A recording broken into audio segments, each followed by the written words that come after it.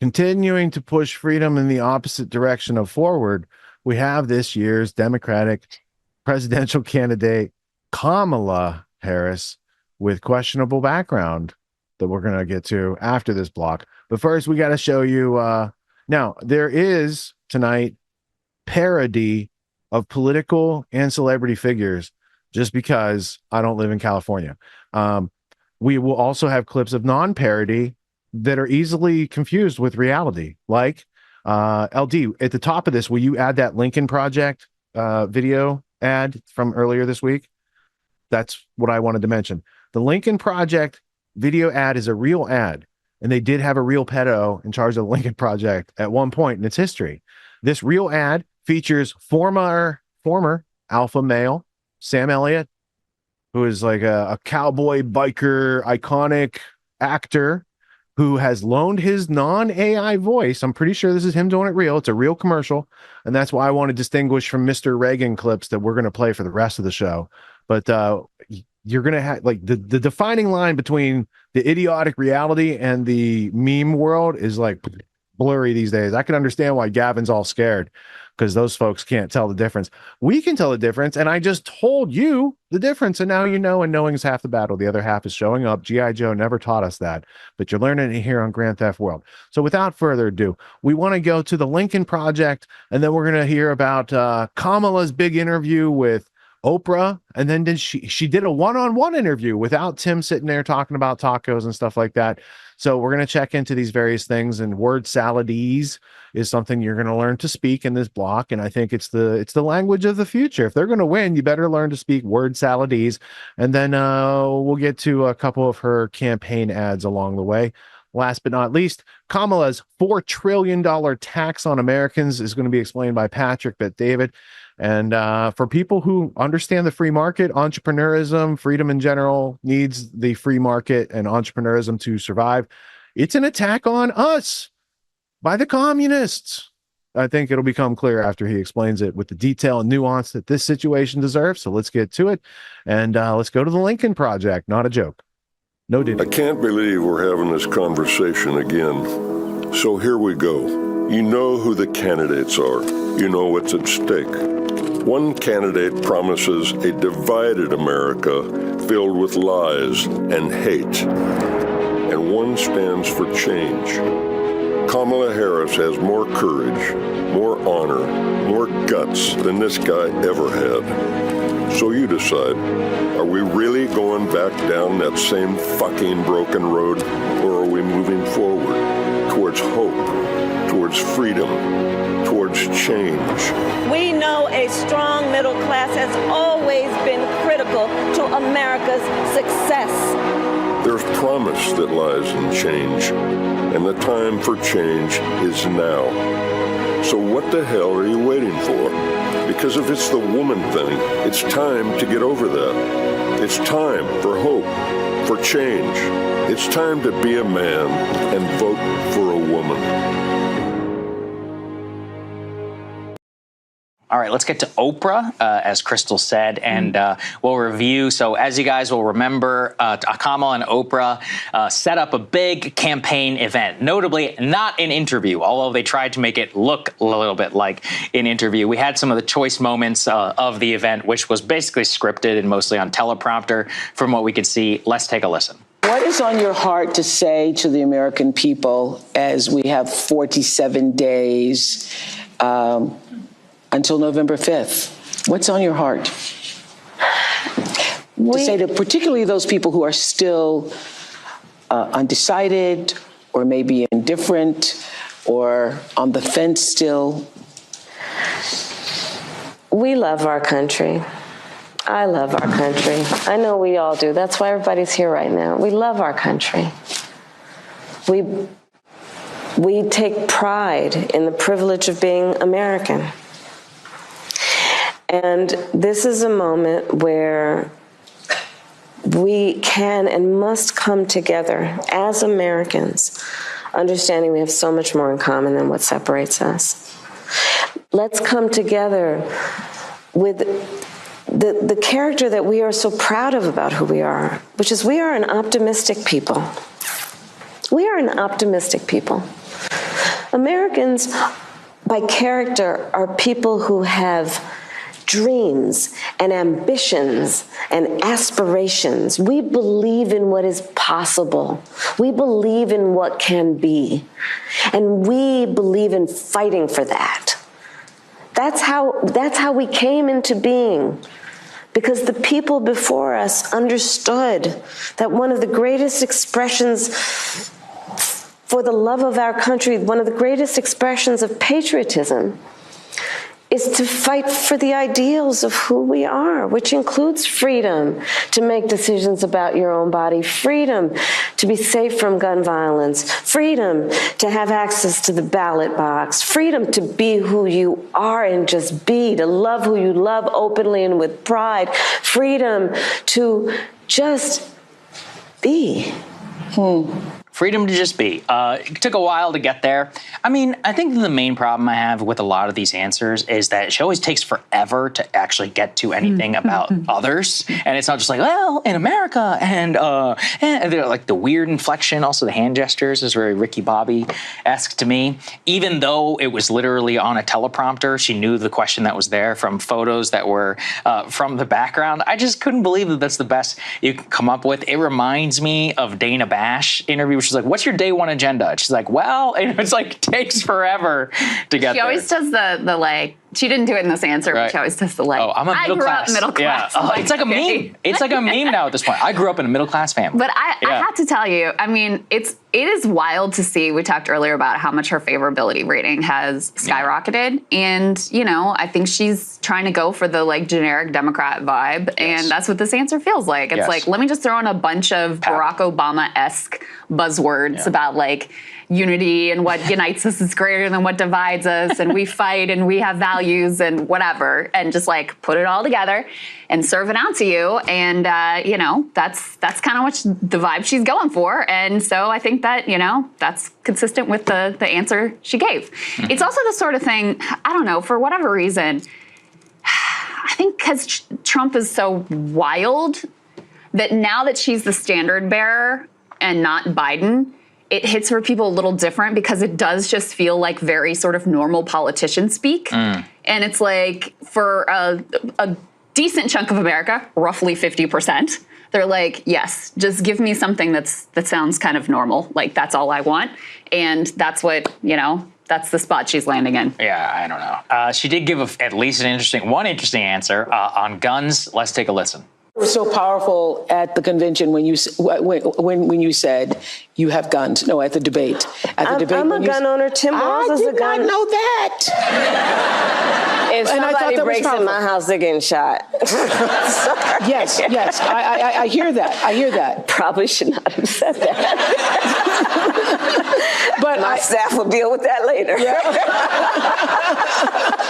Okay, all right. So you'll recall Kamala said she was a gun owner. What was it, during her No, it was during the debate. That's what it was. And I actually doubted it. I was like, come on. But apparently people went back and checked 2014. This has been a long-standing thing. I will say in the state of California, you know, if somebody breaks into your house and you do shoot them, good luck with the police, because you got I believe they have a duty to retreat thing on their books. For those of you who are into self-defense law, you know what I'm talking about. But anyways, there are two ways you could look at that. One, and I saw a lot of right-wingers being like, look, she's losing so badly that she's trying to come after us in terms of shoot somebody who's breaking into your house. I don't think there was a lot of strategy behind that comment. I think it was just her trying to be, quote, hashtag relatable. I don't know what else to say about it. Yeah, I saw a lot of right-wingers sharing this too, and I was like, I don't think that this really is serving your cause that much, because I mean, if it's strategic at all, which I agree with you, probably isn't. I don't think it was. It's a play to like, see, I'm not the like crazy liberal coastal elitist you think I am. Like, I'm a gun owner, and I like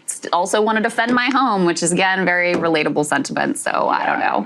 But whatever. She pulls it off. I think she pulls it off. I don't think so. I think she does. If you are familiar, it's kind of a charming moment. A California person saying that, I'm going to shoot you. If it's like, okay, then good luck. Good luck she doesn't with even live in California anymore. There's soccer. You're right. She lives in Washington, She lives in D.C. 10 times worse of a gun-owning state. Let's put the last one up there on the screen. If she's in the White House, I don't think she's going to have to be worrying about her own self-defense anymore. That's another. So I think she's probably going to be, you know. A lot of these people are anti-gun, got a lot of security around them. What we've got here is a new Fox News Howard University poll. This was actually another interesting moment from the interview about likely black voters in swing states. Has Kamala at 82, Donald Trump at 12, undecided at 5. That was where Trump was in 2020, according to this. Just again, this is one poll indicating he's not, quote unquote, gaining black votes. Here's the only reason that I do doubt that is that Trump's strength in the Sun Belt does indicate that he has got more strength amongst people who are minorities by definition because of the Georgia and the Arizona and Nevada electorates. So if you look at his gains in those states and actually where his tightest and worst states were relative to 2020 and 2016, it was in the whiter states of Pennsylvania, Michigan, and Wisconsin. And in fact, some of the crosstab polling where we have seen Kamala's strength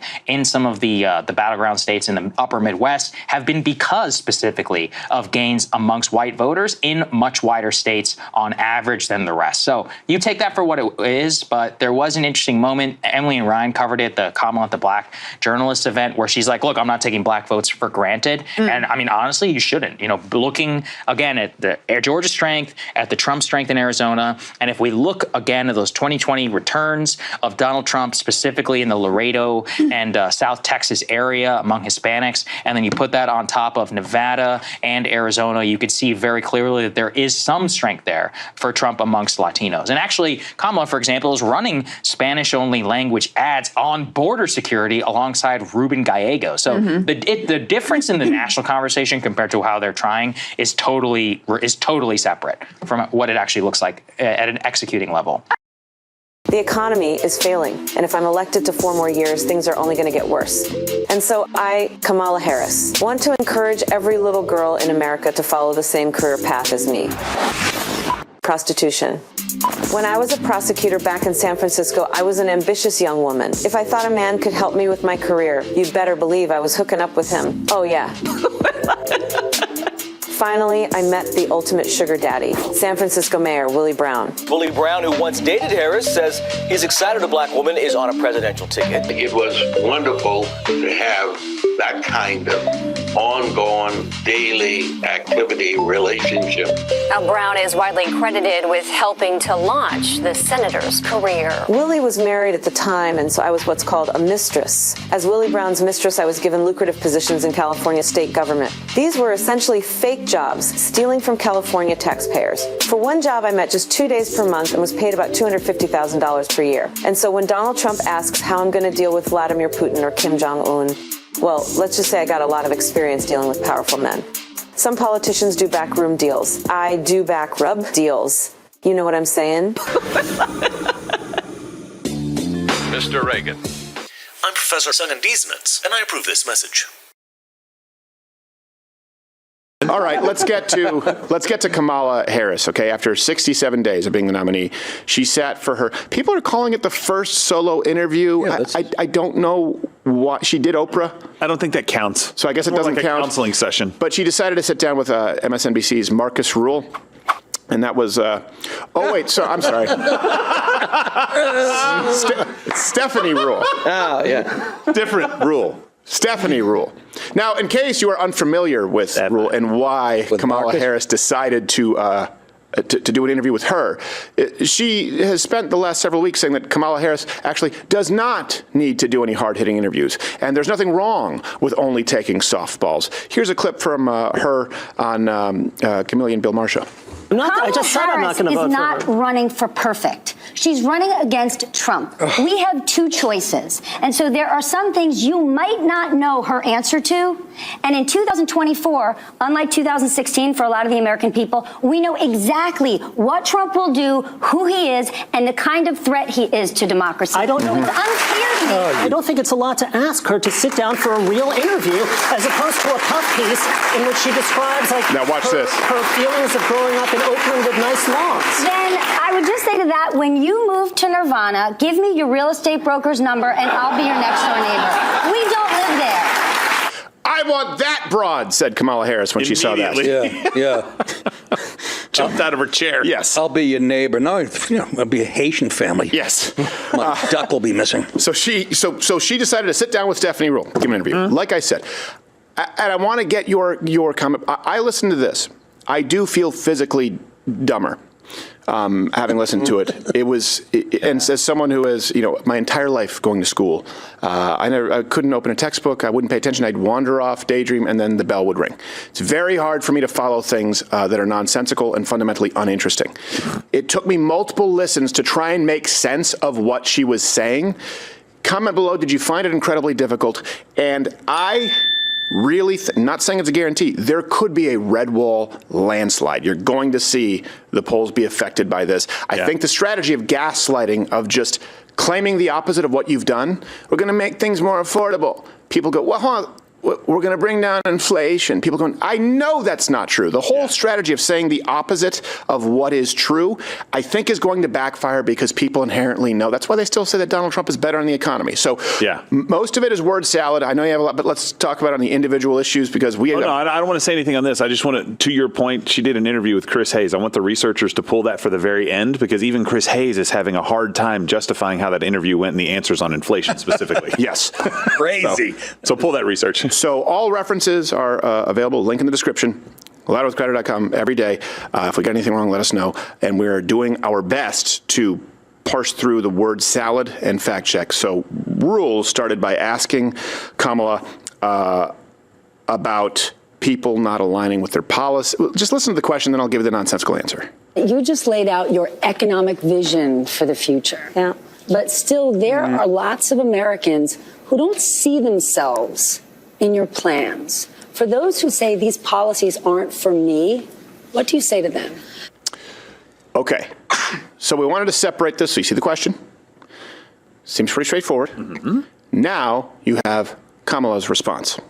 Well, if you are hardworking, if you have the dreams and the ambitions and the aspirations of what I believe you do, you're in my plan. I have to tell you, I really love and so energized by what I know to be the spirit and character of the American people. We have ambition. We have aspirations. We have dreams. We can see what's possible. We have an incredible work ethic. This is real life. Not everyone has the access to the opportunities that allow them to achieve those things. But we don't lack for those things. But not everyone gets to have stuff on a silver platter. And so my vision for the economy, I call it an opportunity economy, is about making sure that all Americans, wherever they start, wherever they are, have the ability to actually achieve those dreams and those ambitions, which include, from middle-class families, just being able to know that their hard work allows them to get ahead, right? I think we can't and we shouldn't aspire to have an economy that just allows people to get by. People want to do more than just get by. They want to get ahead. And I come from the middle class. Look, my mother raised my sister and me. She worked hard. Okay. She saved up by the time I was... This is we didn't want to cut anything out because we don't want to be accused of being misleading. So instead we went with suicidality. So part of my vision for the economy is let's deal with some of the everyday challenges that people face and address them with common sense solutions, such as affordable housing. There we go. It's like the low IQ, unfunny version of Chris Tucker, where you only know because of the last words in his phrase. Like, how am I going to have to go to Crenshaw? You're like, oh, I heard you say Crenshaw. I can clap for that, I guess. Affordable housing? It's not a black thing, just to be clear. And I'm not convinced. So... That's the first one. Okay. All right. Not much to fact check there. Let's move on to the next one. Here's the question where Ruhle asked how Kamala would raise corporate tax rates but would stop companies from leaving the United States. Good question. Here's Wednesday Addams. Bill Gates just said it this week. If he was in charge of taxes, he would have paid more. But how do you find that line to make sure corporations are paying their fair share, but they're not leaving our country? Okay. You know what? That's actually a good question. It's fair. Let's see if we have a good response. Well, listen, I work with a lot of CEOs. I have spent a lot of time with CEOs, and I'm going to tell you that the business leaders who are actually part of the engine of America's economy agree that people should pay their fair share. No! When we look at a plan such as mine, investing in new industries, investing in bringing down costs, investing in entrepreneurs like small businesses, that the overall economy is stronger and everyone benefits. Part of my plan for the economy is investing in new industries in a way that we have active partnership with the private sector. I've worked with the private sector. Even as vice president, working with some of the biggest banks and biggest tech companies. It physically hurts. Billions of dollars of money going into community banks to increase access Sounds to like capital for small socialism. businesses. Why do those biggest corporations and CEOs do that? That's Because they exactly know right. those kinds of investments, like in our small businesses and startups and entrepreneurs, actually strengthens America's economy overall, and everyone benefits. So this is not about bilking anybody, but it is certainly about saying, let's make sure that we create opportunities for everyone to grow wealth. I believe that it is not sufficient, and it should not be our goal to just make sure everyone is working. That should be the baseline. That should be a given. And let's create an economy where people have the ability to buy a home, to start a business, to take a nice vacation from time to time. Like a vacation from her. Maybe she could negotiate with Putin. I honestly, at this point, I think I would blow his brains out before. Hey, how's he holding that gun? This how all American bitches are. They never stop, and this she says nothing. I put up with KGB, but not this. Not. You guys do good Russian. Isn't this considered it's cruelty to elect a retarded? So bad. Okay, here's the next question about homes. What number is this one? This is 3. Sorry. For people who want to buy a home, yes, getting a $25,000 kicker would be great. But it's not just affording a home. We don't have enough in this country. You're absolutely right. And one of the main problems are regulations and rules, strict rules at a local level. How does the federal government cut through all that red tape and get down to, the suburbs of Pittsburgh and say, we're going to have to build some affordable housing here? How do you connect the two? Red tape? What about those red shoes? You're either a false pope or an N64 game. Why are those so angular? Good witch. Last time I saw shoes like that, there was a house on top of the lady. They rolled up. Here's Kamala's response. So across our country, people rightly are concerned about the cost of housing. So okay, good. To your point. Creating more supply under market incentives to work with the private sector and home builders. Part of my goal and the plan would be to create 3 million new housing units for rent and for ownership by the end of my first term. It includes also what we must do to cut red tape. You're absolutely right. It takes far too long, and there's too much bureaucracy. Look at her face. Associated with home building. And Put that tape around your neck. I know that we have to reduce the red tape and speed up what we need to do around building. And that is going to require working from the federal level with state and local governments. And it's going to be different in different places. Depending on the needs of that community, the needs of that local government, that municipality, but working in consultation and coordination, and also around incentives. For example, some of the work is going to be through what we do in terms of giving benefits. We're not editing anything. I hope you guys appreciate it. Truth matters. Looking holistically at the connection between that and housing. And looking holistically at the incentives we in the federal government can create for local and state governments to actually engage in planning in a holistic manner. That includes prioritizing affordable housing. Okay. I like the words affordable. I like houses. I'm going to vote for her. Here's a question about the Teamsters not endorsing her. When the Teamsters decided not to endorse you, what was their reasoning? What are they looking for? Okay. Here's a response. Let me go back to our just previous conversation. I'm very proud to have the endorsement of the steelworkers and almost every other major union in America, because I stand by workers and I stand by the importance of the union and to understand the benefit and the value of unions. And I understand the importance of investing in new industries and working actively with the private sector to grow our economy. But I'm asking because there's this idea we want something more from her. What is it? Well, here's the thing, that back to your point about previous election cycles, Donald Trump made a whole lot of promises that he did not meet, and one would argue broke. Look at Lordstown. He said he was going to sell your homes. Yeah, don't sell your homes. And what happened? It shut down. Outsourcing under Donald Trump. His policies that are about putting, tens to hundreds of % tariffs. John Deere. Yes.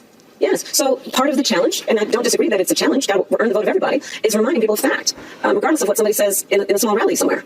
And I think that's really important. And that's part of what I'm doing in this campaign, is to remind people, just like here in Pittsburgh, of the reality of who has stood with union labor, who stands for American manufacturing, who stands for American jobs. Okay. Gerald, what are you doing on your phone? Sorry. I was just checking to see if Alex Jones's OnlyFans was still up. They're still at Is that your checking? I mean, I will eat your ass. That's a company phone. But it sounded like an offer. Nick? Is it what? Trying to reset my career. Pretty soon, so will she. I played an entire game of Hangman.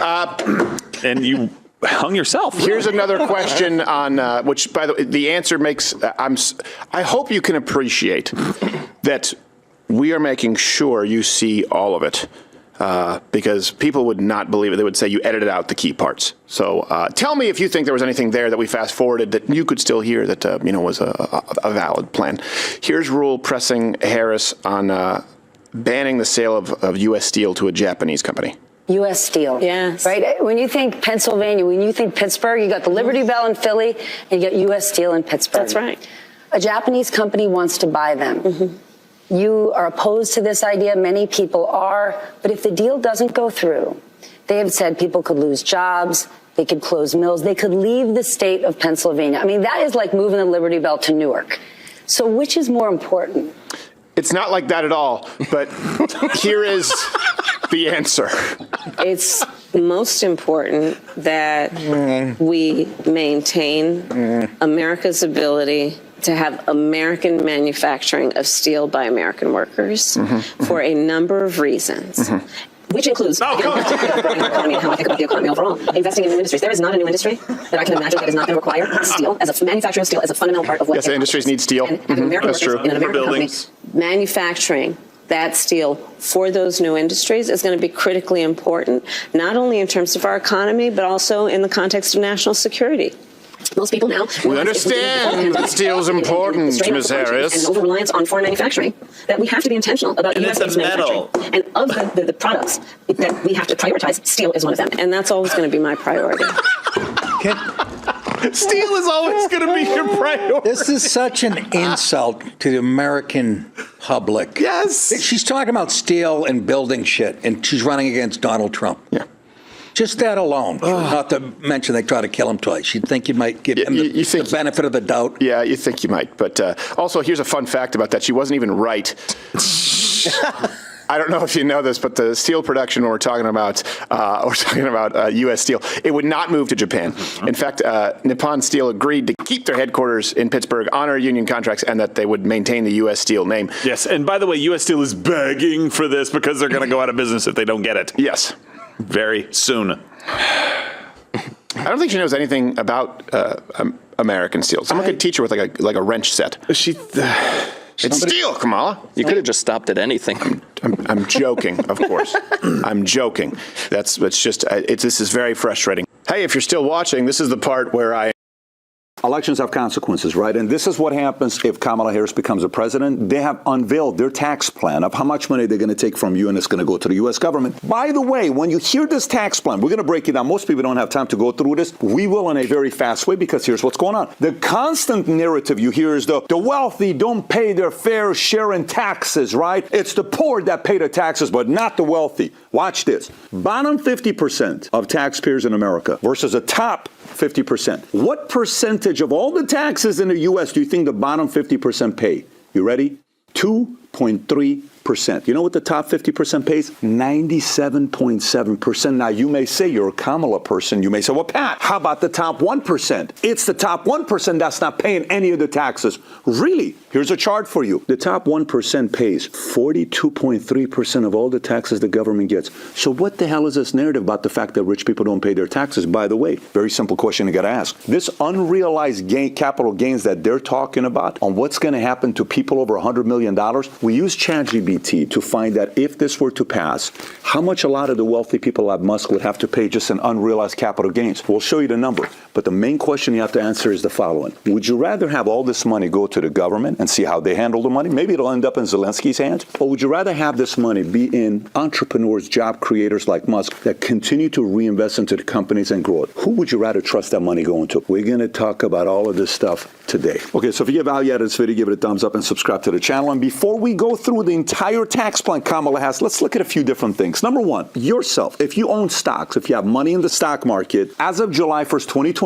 the market cap of U.S. stock market was $55.2 trillion. In the last 30 years, the return has been roughly the S&P 500, 10.7%. 158 million Americans own stock. That's 61% of adults. The top 1% owns 54% of the stock. The top 10% owns 89%. The bottom 90% owns only 11%, but the bottom 50% only owns 0.6%. So they don't have a lot of money in the market. Now watch, this whole thing when you look at the source of income by AGI percentile. This income source for people doing their returns. It's all returns, then you go to the top 1%, top 0.1%, et cetera, et cetera. Blue represents wages, yellow is your investment, gray is retirement income, and orange is business owners. So if you focus on the 0 to 80%, that's the bottom 80% of earners, right? Most of their income, nearly 80% of their income comes from wages. Small portion comes from retirement. That could be Social Security, 401k, and annuity. Very small percentage comes from their investment, and then you got some from their business owner side, the orange. But go to the top 1%, right? That's the 99.99.9. Half is wages. Then you have a little bit from retirement. Look what happens to the yellow. That's the yellow, the investment they want to target. Then you have business owner, right? Now go to the top 0.001%, all the way at the bottom. These are the billionaires, right? Very small is wages. Majority is what? Is investment. You don't even find anything on retirement, and then you have business owner. That yellow is what they want to target. That's called the unrealized capital gains for many. And so if you look at it and say unrealized capital gains, what does it look like? Here's a basic chart to look at. Okay, this chart here tells you in 2022, we don't even have the 2024 numbers. We're just going to look at 2022. Red is unrealized. That means taxes haven't been paid on that. You bought something for $100,000, a stock. Now it's worth $1 million. The $900,000 that you haven't paid taxes on, that's unrealized gains. That's how much it's not been taxed. And even if we break it down a little bit more, this may give you a little bit more context. From 89 to 2022, $19.5 trillion of capital gains is realized and has been paid taxes of $3.4 trillion. The 48.2 is unrealized. The government wants to tax that. That's what Kamala Harris wants to do. They want to tax the unrealized gains. So again, before we go through the Kamala thing, the main thing I want you to think about is the following. Kamala Harris proposed a billionaire minimum tax target individuals with a net worth of $100 million or more, requiring them to pay a 25% tax on their unrealized gains, profits on assets that haven't been sold. So you own the stock, you own this company, you haven't sold it. The money hasn't come to you. It's sitting there. It's paper rich. She wants 25% of that to be taxed. So we asked ChatGPT. This is what ChatGPT told us what it would look like if they, by the way, we put the entire tax plan in ChatGPT. That's her plan from her words, their group. And we said, if this was the case, how much would Musk, Bezos, Gates, Arnault, all these guys, what would they pay? This is what ChatGPT told us. Musk's unrealized gains is $92 billion. He would have to pay $23 billion of that unrealized. Bernard Arnault has $17 billion. He would pay $4.25. Jeff Bezos will pay $17.5. Gates, $8 billion. Ballmer, $11.3. Zuck, $20.6. Page, $10.7. Ellison, $7.8. Sergey Brin, $10.1. Warren Buffett, $3.2. Now you may say, who cares? These guys can afford it. What's the big deal? Why are you protecting these billionaires? That's not the point. You ready? Let's say you're 62 years old and you have $700,000 in your 401k. You're getting ready to retire in the next 3 to 7 years, right? All of a sudden, this becomes a law. And billionaires' incentive is like, wait a minute, I have to pay this much taxes. Yes, guys, we got to lay people off. We got to fire people. Who? A quarter of the entire employee. We're firing everybody. Are you serious? Yes, because I got to find a way to pay these taxes. I don't know how to do it. I'm going to go broke. Well, that's not fair for you to do this. I have to do it. Boom. The market reacts. All of a sudden, the market tanks 50%. You're 62 years old. You had $700,000 in a 401k. You were hoping to retire by 7 years old, maybe 65 years old. That $700 becomes $350,000 overnight. How much longer do you think you have to work? Oh, it's not going to affect average middle Americans. We're only targeting the wealthy, not average and middle America. Really? Really? What do you think these guys do? You think when the money comes in, they just go buy exotic cars that reinvest into the company? How do you think a company gets bigger by itself or somebody risking, constantly reinvesting? They're delaying the outcome of them taking money off the table. That's a lot of risk when you have paper wealth. So somebody could be worth, there was a time on paper, I was worth a couple $100 million, but in cash, I was only worth $5 million. Somehow you are so rich on paper, but if this thing goes out of business, I'm not worth $200 million because we kept reinvesting. So now, let's go and look at this thing, because instead of just looking at all these numbers, let's see how much money Kamala and them are going to be getting. So if you look at their chart, okay, this is again from taxfoundation.org to look at. Here's what you'll come up with. I want to go through all of them, and then I'm going to show you what the total number is at the end. So one by one. This is just for individual revenue raisers for taxes to the government. Raise top tax rate on individuals to 39.6. If you go all the way to the right, you'll see from 2025 to 2034, that's going to generate them an additional $170 billion. billion in 10 years. Next one, tax unrealized capital gains at death over $5 million. Impose a 28% tax rate on capital gains over $1 million. Another $171 billion. Expand a net investment tax base to active pass-through income. Another $257 billion to the government. Raise the net investment tax income from 3.8 to 5%. Another $125 billion. Raise the additional Medicare tax from 0.9 to 2.1. Oh, middle income's not going to pay for it. Who the hell pays that Medicare tax? Only people making over $400,000? Everybody does. That's another $258 billion. Make permanent the limit on excess business losses for pass-through firms. Another $20 billion. Next one, 1031 exchange, $500,000 in gain, $20 billion. Tax carried interest as ordinary income, $6.7 billion. Create new limitations on high-income taxpayers with large retirement account balances and increasing minimum required distribution and miscellaneous tax increases on savings, another $63 billion. Tighten estate and gift tax rules, another $94 billion. Miscellaneous tax increases on pass-through reforms, another $2.1 billion for a total of what? Roughly $1.2 trillion just on individual revenue. That's you, okay? That's $1.2 trillion over 10 years. But let's continue. Here's corporate revenue raisers. Corporate taxes, let's raise it to 28. $882 billion over 10 years goes from companies to the U.S. government. Next, raise corporate alternative minimum tax from 15 to 21. $346 billion. 21, GILTI minimum tax rate and other GILTI changes. Another $278 billion. Repeal FDII, you got $92 billion. Section 265, $187 billion. 4% excise tax on stock buybacks, $79 billion. Modifications to 162, limit on deductions of excessive employee remuneration, that's another $265 billion. Miscellaneous corporate tax increase, $34 billion, for a total corporate revenue of how much? Another $2.1 trillion.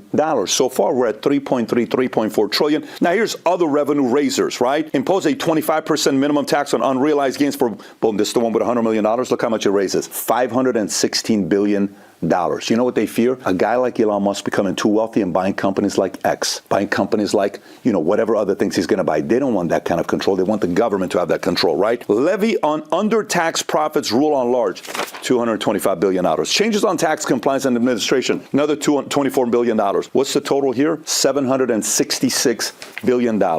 You know what the total number is? $4.1 trillion over the next 10 years. You know what the question I have for you is? That $4.1 trillion over the next 10 years, who do you trust to do more with that money? The U.S. government or free market, people that are job creators, entrepreneurs? Who do you think will do more with that? The U.S. government, when they decide, let's send $200 billion, $100 billion to Zelensky, Ukraine, you may disagree. You don't have a choice. You don't have a choice. You can't be like, I don't like that. They take certain money and they waste it. We're going to put all these battery plants, we're going to invest $500 million. They got 7-8 locations in the span of how many years? They waste all the money. But it's like $500 million. Oh, you know what we're going to do? We're going to be able to take money back because it's not quantitative tightening is what we're going to do. So we're going to buy back $200 billion every month. How are you going to do? We can just do that. Who cares? We can just do that. So if you can manipulate in those areas, why are you trying to take $4.1 trillion away from our hands to the government? Do you really think that's good for you and your family? You really believe that? You think that's good for the economy? You think that's good for your 401k? You think that's good for your retirement plan, pension plan? You think that's what they're trying to do with this plan? $21 billion. By the way, if you want the Kamala tax plan, just text us the word taxes to 310-340-1132. We'll send you the link. Again, taxes to 310-340-1132. You'll see it yourself. And by the way, do you know how they manipulate you with this? Hey, first off, excellent report. And that thing at the end where you text that number to taxes, that's called a lead magnet. And people who graduate the autonomy course, they recognize that's the beginning of an educational funnel so that he can do business in the marketplace. And if you want to do business in the marketplace, you need to learn these things before they take away the marketplace, because communism, there's no free enterprise. There's no choosing what you want to do for a living. I don't know if you know about the history of communism or have read like the 3 volumes of the Gulag Archipelago, but you could search Gulag Archipelago over in the clip, Genie. We don't need to do it, but you could do it. And you could find those episodes where we talk about it. I also covered the Peace Revolution podcast. I covered the first book of the Gulag Archipelago. That is in an episode right after Liberty is Life. It's called Slavery is Death. So if you are a fan of the Peace Revolution podcast, which I do have up over here, and I could show you like a sample of what it looks like, it'd be something like this. It's not this episode, but it would be in that series, and you can find it in a variety of places because it's been out there for like 20 years. Now, without further ado, Scott, do you have any comments on what you just heard there? You're an entrepreneur. You're someone who's about the free market. unrealized capital gains. It sounds like some sort of, complex verbiage, but it just means they're going to steal. They're going to plunder your production, and anything you've stored up, they're coming and they want 25%. Even if you didn't get that money yet, they're like, you'll get that money in the future and we want it now. It's like pre-crime, but for economics. Economic pre-crime. Yeah, that's great. Oh, I mean, that's a good one. Yeah, economic pre-crime. That's great. I mean, it doesn't even seem like that money's even on the table. Like they should not have any access to that money because it's in the market still doing what it needs to be doing to generate more income that maybe down the road there could be a payout. But like you're just stifling and security and the ability to launch new projects when you have a little bit saved aside, like, that allows you to take those risks as an entrepreneur to hire new people and start new things. And just this idea that they're going to take all this money over time through this technique that was just described, right? It's interesting because what was it, $4 trillion, right? Let me ask you a question. How much money did they print during COVID just out of fucking thin air, dude? $5 trillion. Like 40% of all the money that's ever been printed in America in the last 100 years was printed during a supra-governmental, falsely created non-emergency that they use to take away everyone's rights, freedoms, and to reappropriate a bunch of billions. A bunch of the people on the list that he just mentioned were not the richest people of the world before COVID. They became those billionaire behemoths during COVID and through the contracts that went through, like during that, don't ask any questions, just sign it and pay it type of situation that was going on. So they don't use our taxes to run the government. And when they send Zelensky a bunch of money, they just print that money out of thin air and charge it to the debt. So what is the functional purpose of people being taxed in general? It takes away your extra so that you're always having a scarcity mentality, a message of hopelessness and demoralization because half your nest egg just got taken and you got to keep working another 10 years and you might not even live that long, but that's the market. I don't think an investment that can be taken away so frivolously is a solid investment. Maybe there's other things we should be putting stuff into instead of a stock market that, like, I traded stocks, I don't know, 20 years ago, 25 years ago now. And then I worked with people from the stock market. I was like, this is not a place that you want to put any money. Like, I would rather invest in myself. I control the outcomes of that investment. I don't want to throw it over the wall and hope someday maybe. I'd rather learn how to run a marketing campaign and do things like what PBD just did. Say, if you're interested in more, here, I'll send you this thing. And he trades your contact information for some valuable piece of insight or knowledge that he's organized on his side. And that's how the market operates. And we need to learn how to speak that language sooner than later. Otherwise, we're going to be sprechen Sie communism. Yeah, no doubt, man. And, that number that you mentioned a minute ago, it's even more shocking than that, where according to the Mises Institute from May of 2023, they said at that time, out of all of the money in existence that had ever been printed since the instantiation of the Federal Reserve, 80%. They had printed 80% since 2020 to May of 2023, and it's probably way worse than that. So all of the dollars in circulation, 80% of it had been printed in the last 3 years. Like, if you think about what an exponential function is, because that's what you're describing to me, a graph that goes just shocking. It's just so shocking. Asymptote happens really fast at the end, and that's how countries go bankrupt and become communist overnight. Yep, and that's not literally through an election, but through the crushing of their markets. Yeah, and that's literally the reason for all the inflation. I mean, when you increase the money supply, that's what happens, and then they're just looking to create $250,000 no questions asked loans for people, but it's so crazy. Like that was a really good presentation by PBD. Like, I learned a lot there. That was really good. It really reminds me of, at the end of every episode, your quote where it says, the government doesn't give you anything, they don't steal from someone else first, or something to that effect. They don't produce. They're not producers. Yeah. And if anything, these last few years have really demonstrated that money doesn't go to us. People operate under this assumption that, if we tax the rich, somehow that's going to trickle down and make our lives better. We're going to get more welfare, or we're going to get more. But you could see very people clearly, who just jacked the rich are going to get that money. The people who wrote that legislation and backed those politicians are going to get those other people's stuff. That's how it's always worked. Yeah. But you're right. People shouldn't fool themselves into thinking it's coming to them, because that's part of the Stockholm syndrome.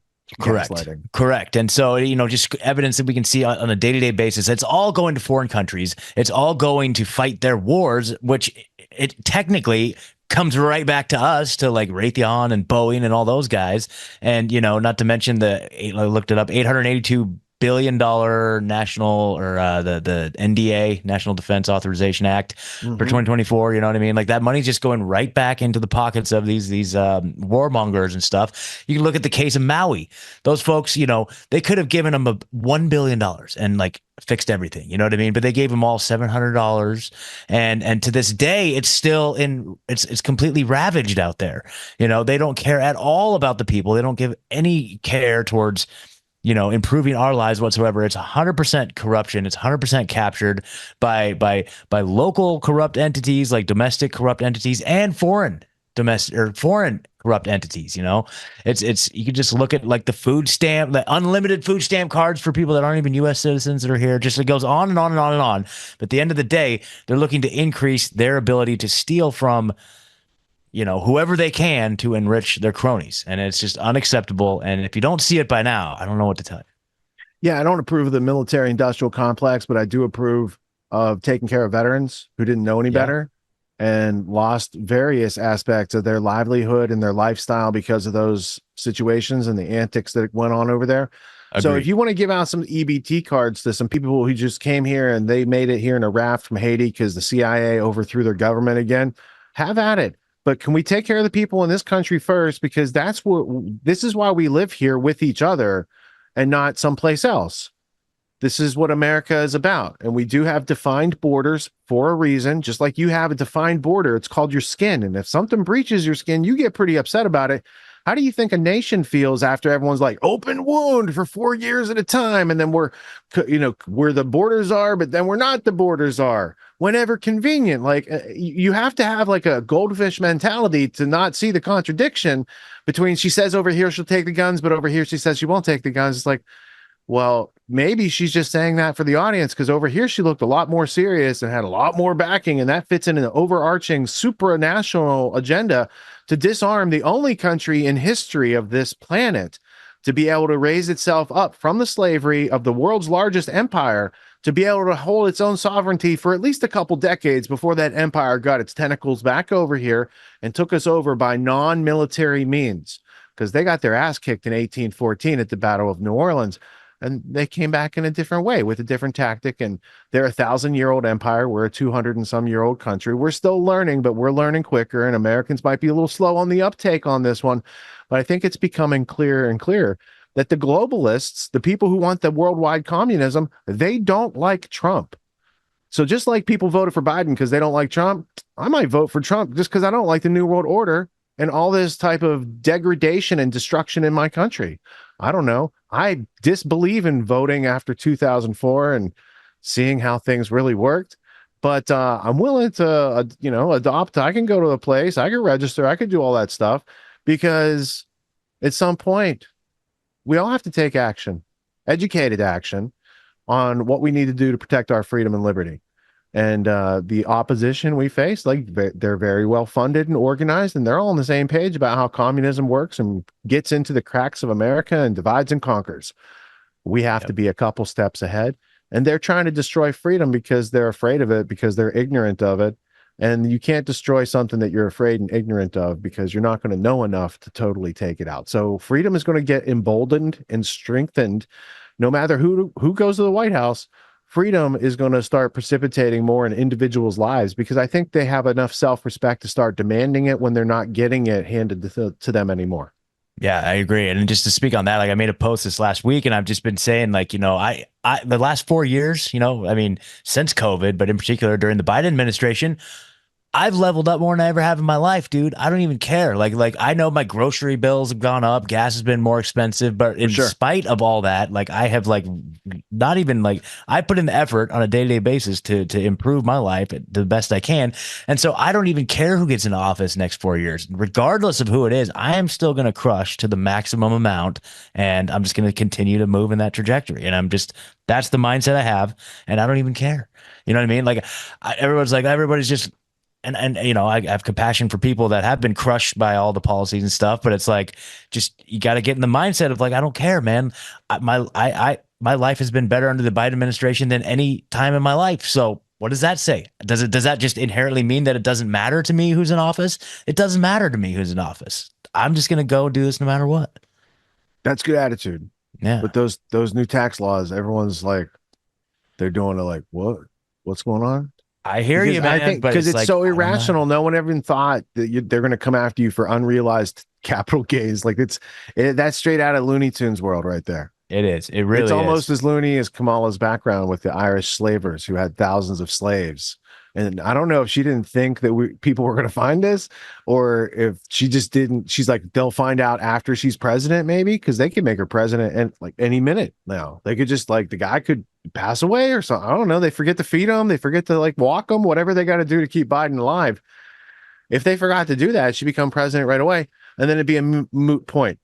But I did say several weeks ago that after seeing her dad debate Jeffrey Sachs, I said her dad is a Jamaican Marxist economist. He appears to be black. It appears that she's of mixed heritage. Like, I didn't have any concern, but it seemed to be a concern in the media. Everyone's arguing over it, right? So it looked like it was a settled deal. Now, did I look up who her dad was and who his who her grandfather might be and all this sort of stuff? No, I did not.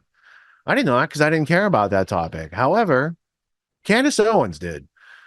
And then she made some videos about it. And I have the ability to push play, and my attention span can be held by substantial things only. So I watch it thinking I'm going to be in this for 30 seconds, 60 seconds, and I'm out because it's going to be another Obama birth certificate thing that goes nowhere, even though I have seen evidence that's out there that Obama was the holder of a Kenyan passport, which made him a British Empire citizen who issued that passport. So you could have already had an MI6 agent as president from 2008 to 2012 or whatever did he have 8 years? I forget. It's been so long.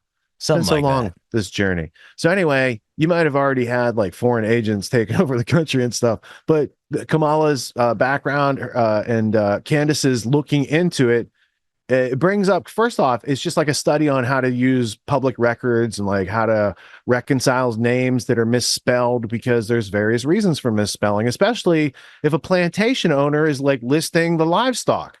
They might not care how your name is spelled on the certificates and whatnot, right?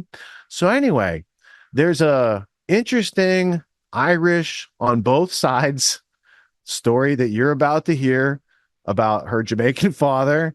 And I'm not sure what to make of it, but I did watch like 3 or 4 of her installments this week. So we'll give you a gist from her first video, and then we'll cut into like one of the other videos just to show you where it evolved to. But at the end of the day, starting with Kamala's book and pictures in the book and claims made in the book, Candace went out and investigated, and thus far, she has a lot of contradictions that are unresolved. And I don't think she's disingenuous in her presentation of what she's showing you, because she's adapted and learned and got feedback. She offered a bounty in the first video. She's like, I'll give someone $1,000 tomorrow if you can find this birth certificate of this person. And there's a lot of people who, for various reasons, they might not have records available on the internet. That's a thing. Not everything's just on the internet. People did exist, and there's no history of them existing on the internet. Doesn't mean they didn't exist. Just means you don't have evidence yet. However, for someone who's being offered as presidential candidate for the United States, and coupling that with the complete mainstream media non-interest in who she is or where she came from or any of this, as we'll get to, burdening and unburdening talk that she has, because we're going to get to that in a couple of videos. Like there's a lot here. So we're going to start to dig in. This is Candace Owens from a vlog, or one of her shows that she did earlier this week. And then we'll dive a little bit deeper. Well, happy Tuesday. I can tell you guys one thing. The powers that be really did not like our episode yesterday, because after we crossed 500,000 views in less than 5 hours, suddenly we got hit on YouTube with this bizarre age restriction. We've never been hit with that ever before. It said that we somehow violated the policy on graphic violence and nudity. I mean, what?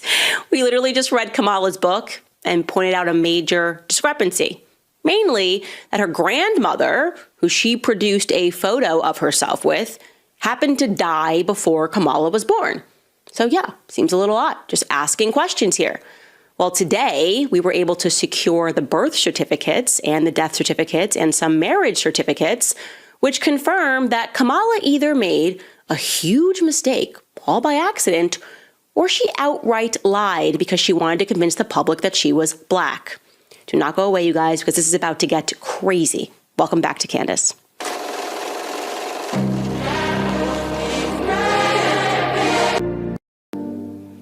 All right, so let's recap. Yesterday, I can admit I was completely triggered. I was triggered by the manner in which the Guardian, or a Guardian reporter rather, treated Janet Jackson in a profile piece. It was very obvious they were trying to do the wacko jacko bit again, like they did with her brother. So to remind you, Janet Jackson brought up in her interview human trafficking, child trafficking, and the journalist then decided to heavily imply that Janet Jackson was just nuts to pretend that we have a child trafficking issue in this country.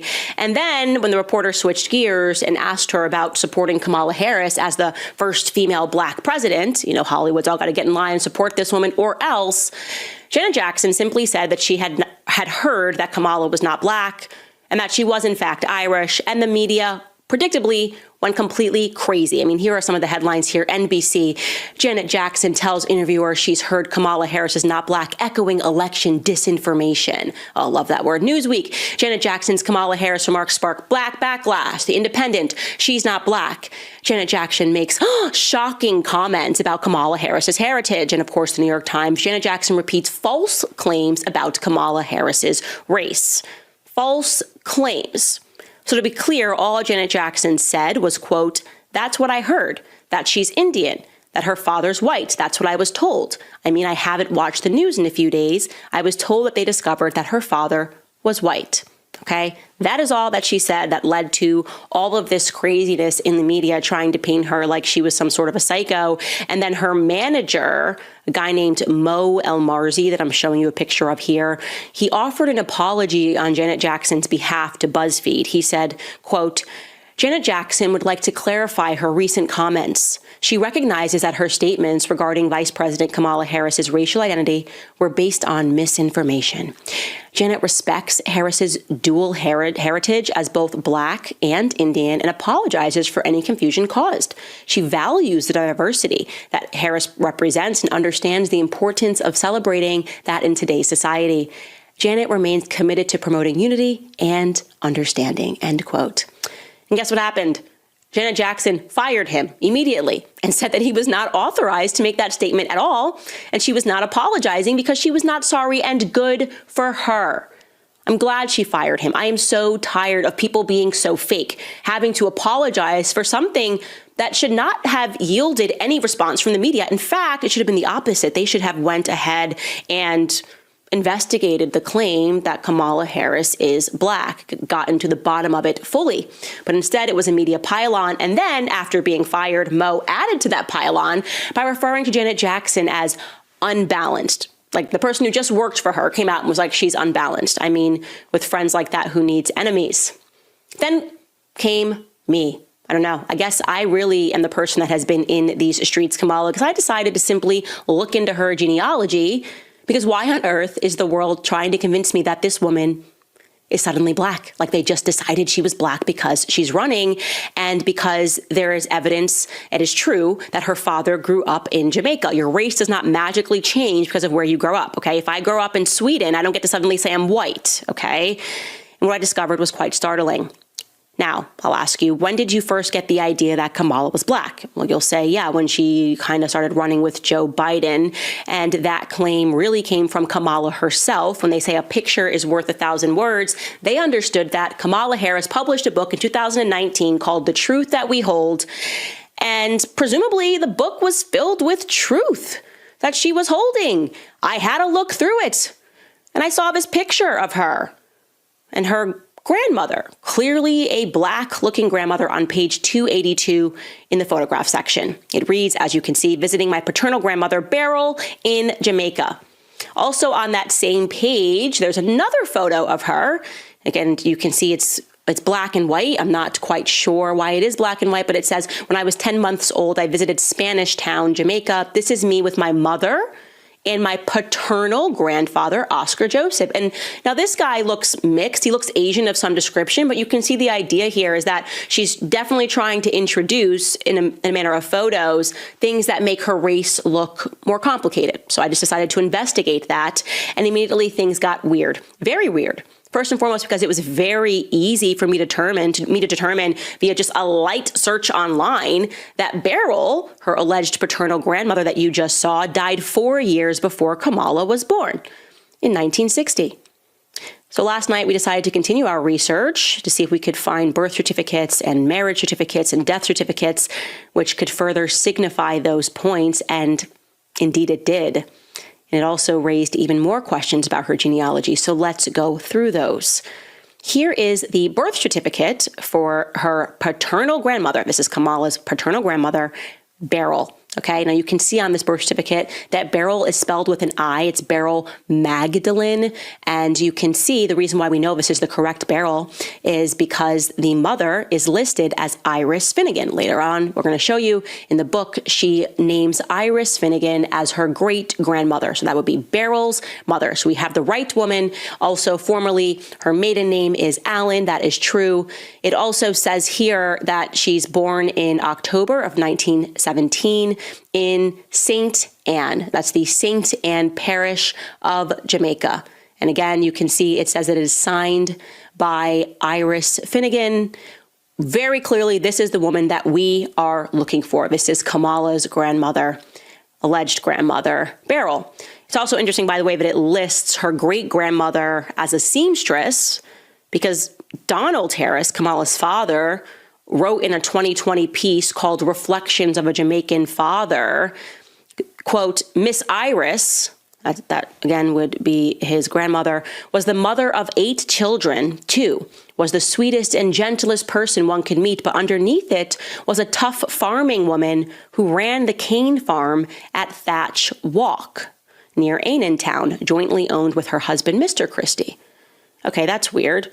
So you're telling me that she ran a farm because on that birth certificate it says that actually Iris was a seamstress, but whatever. Let's just park that aside for a second and stick with Beryl, this woman who died before Kamala was born, okay?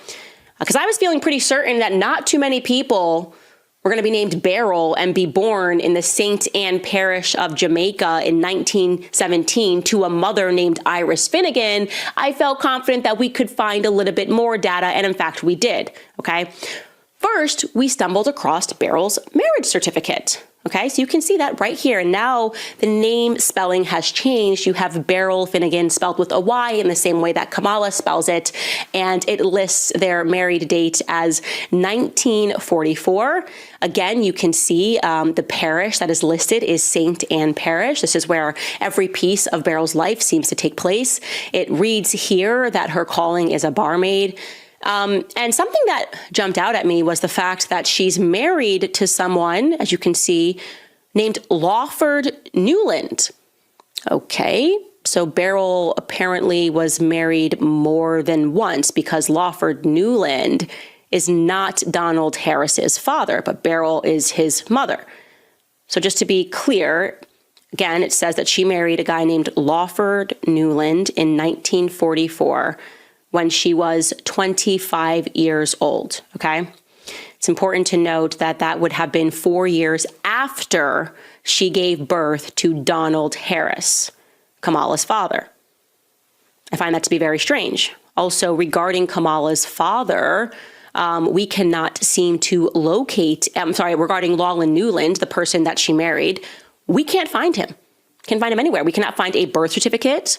We cannot find a death certificate. We can't find a news item or otherwise. I cannot find this alleged Lawford Newland that apparently her grandma got married to. We also can't find a wedding certificate for Beryl and Oscar Wilde Joseph Brown Harris. That is allegedly supposed to be Donald Harris's father. Okay, so Kamala's grandfather is Oscar Wilde Joseph Brown Harris, and we can't find a marriage certificate between the two of them. That's very strange. As speculated, we were able to confirm that Kamala's Black grandmother that she showed us in that picture died in 1960, before Kamala was born. I can show you right now her death certificate. Let's take a look at Beryl's death certificate, which confirms. As you can see there, it says that she died in July of 1960. It also tells us on the right-hand side, you guys will probably have to zoom in on this, but she died of a uterine infection, uterine fibroids due to a hysterectomy. It has her listed as 39 years. That's actually a couple of years off from 1917, so somebody may have gotten their math wrong here. But you once again see that it lists her birthplace as St. Anne.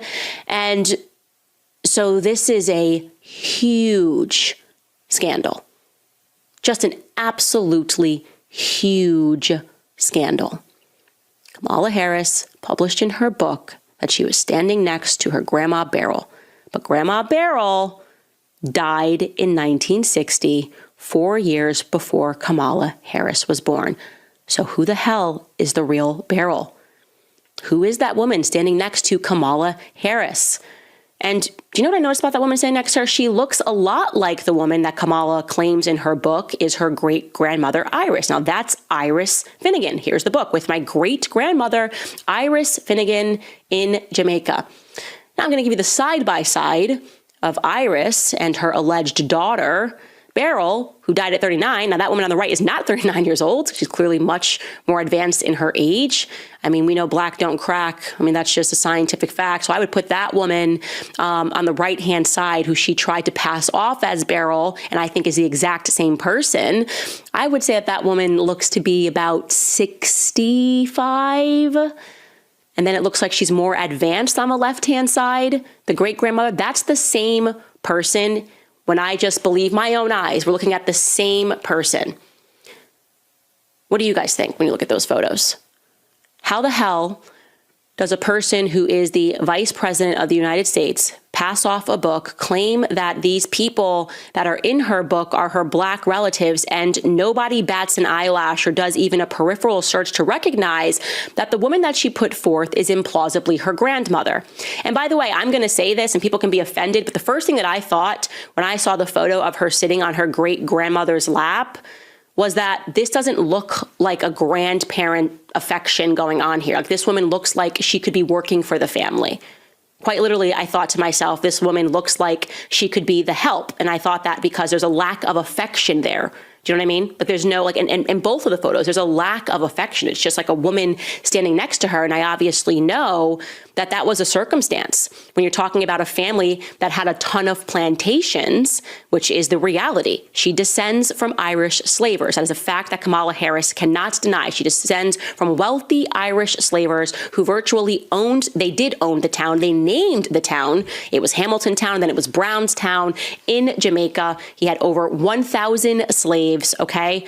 It would follow that there would be help around the house. And I'm just going to put here as a question mark, not as a fact. If they're looking at some of these photos of people who became like family and they're trying to pass them off like relatives, again, not a fact, a huge question mark. But my instinct tells me that that person is actually not her family member. And if it is, well, Kamala's got some explaining to do. How did she meet Grandma Beryl almost 20 years after Grandma Beryl died?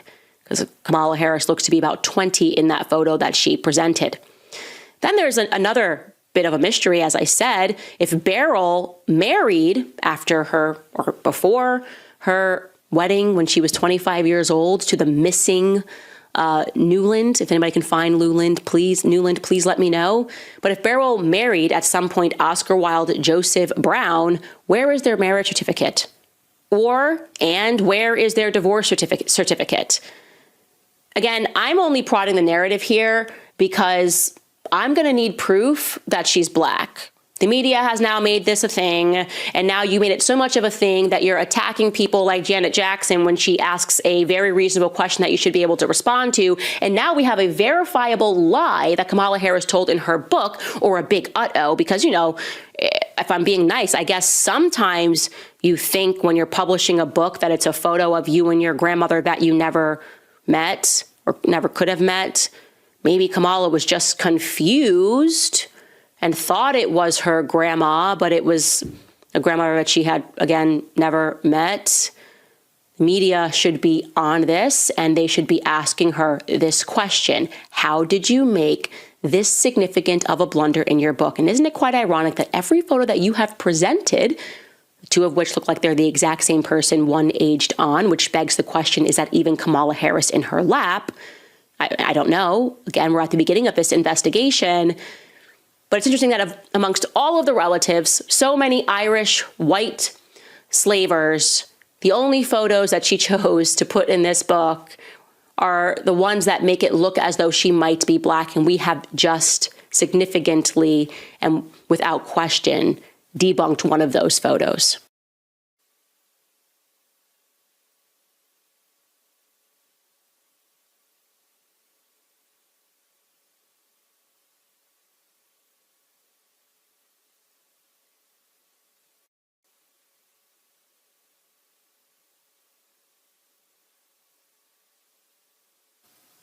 Well, where should we begin?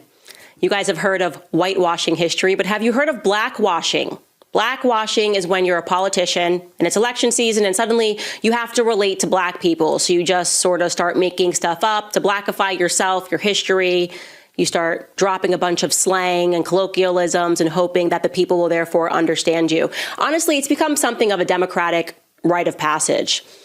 Except this time, I think we may have caught the culprit red-handed. Of course, I'm speaking about Kamala Harris. I think her and her campaign team are really going to regret the day that their media henchmen came for Janet Jackson. Welcome back to Candace.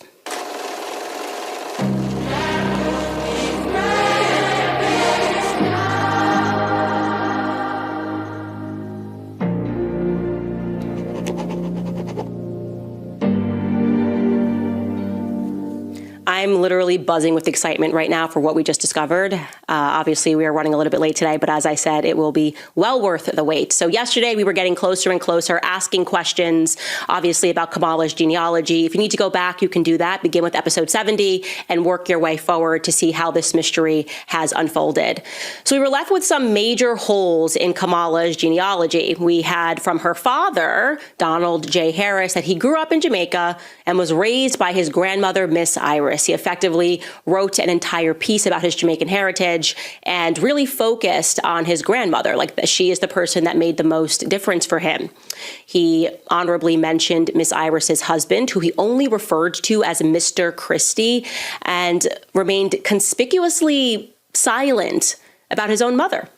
How do you do that? How do you just say one sentence about your mother, refer to her as Miss Beryl? And I want to be clear, you're writing this for the population, right? You're talking about your heritage.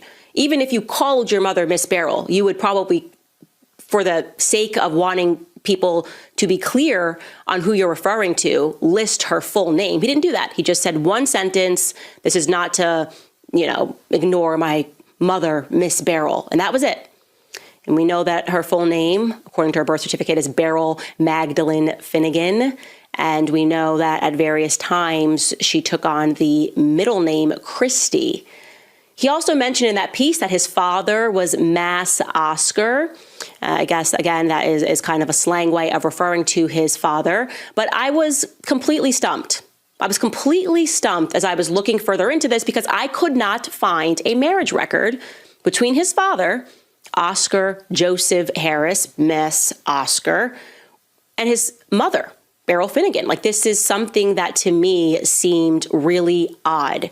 And some people who wanted to rationalize it were saying, oh, no, that's just how things were. And sometimes people didn't have record. No, I wasn't buying any of that because we were dealing with a family that had money. It is just a fact that Kamala Harris's family descends from slavers. They were given money for their slaves. Somebody did the calculation, essentially, for that day and time, it would have been $11 million that they inherited for their slaves once it was abolished. It is why when he speaks about his Jamaican heritage, he speaks about them as having owned stores, right? So this is not your typical Black story that we're referring to here. And so I expected very much for there to be a record of marriage. Oddly, as you guys will recall, any records that I did find suggested to me that Beryl may have been the domestic help, who may have also given birth to a son named Donald, born in 1938, who died before he even turned 2. So that was very strange. question marks. We were like, okay, we're seeing this Beryl, we're seeing this Donald Harris, we're seeing that an infant died. What's really going on here? Why is it starting to feel like a scary movie? But of course, we want to rationalize it ourselves. Like maybe it is just a coincidence that another Beryl had another Donald in 1938 in St. Aaron Parish, and we shouldn't look too far into that. What we knew for certain was that Beryl, the correct Beryl, was married at the age of 25. So Donald Harris, who was presenting as Kamala's father, would have been 6 years old. She got married to a man named Lawford Newland, who he has completely erased from his childhood historical account. When he wrote this piece, he did not mention a Lawford Newland, a stepdaddy named Lawford Newland. And that was odd because then it would suggest that she would have had to have married his father, Oscar Joseph Harris, after that. So have the kid, marry someone else, and then go back and marry your baby daddy. I don't know, but I needed to find some records. And we also couldn't find a divorce record, by the way, between Lawford Newland and Beryl Finnegan. Where's the divorce record? We did see that he went to America. We searched there. He went through New Orleans. We went through California. We just could not find anything. And in my view, there were too many holes in his account, numbers that he got wrong about the siblings. I just felt that there was a secret here. So I decided that we needed more information specifically about Donald J. Harris himself. And we couldn't find a birth certificate for him, which I flagged as odd. And I also wanted to find that marriage certificate between his father, Oscar J. Harris, and his mother, Beryl Finnegan. That was crucial to me. So here's what we stumbled upon. More information about Donald J. Harris appeared to us. This is going to get crazy, you guys. I'll tell you how we put this together. Through old Jamaican newspaper clippings that had been digitized. So first and foremost, this one fact checks, but it was a little bit of tidbit of an information that I thought was interesting. It was a wedding announcement that was published in the Kingston Gleaner. That's the name of the newspaper. It was published, as you can see here, November 1st, 1963, which just announces the wedding of presumably Kamala's mother, as we're told, Shyamala Gopalin, to Donald J. Harris. It reads, he is the son of Oscar J. Harris of Spanish Town and Mrs. Beryl Finnegan. Okay. It writes it says before leaving Jamaica in and can you pull that up because I couldn't read it for clarity, but it says before leaving Jamaica it looks like maybe I don't want to guess it, Mr. Harris worked for the Jamaican Information Service. Okay, what is the Jamaican Information Service? That's what I asked myself. What is that? I'll tell you what it is. The Jamaican Information Service is an executive agency of the government of Jamaica that is responsible for disseminating information. It used to be known as the Government Public Relations Office.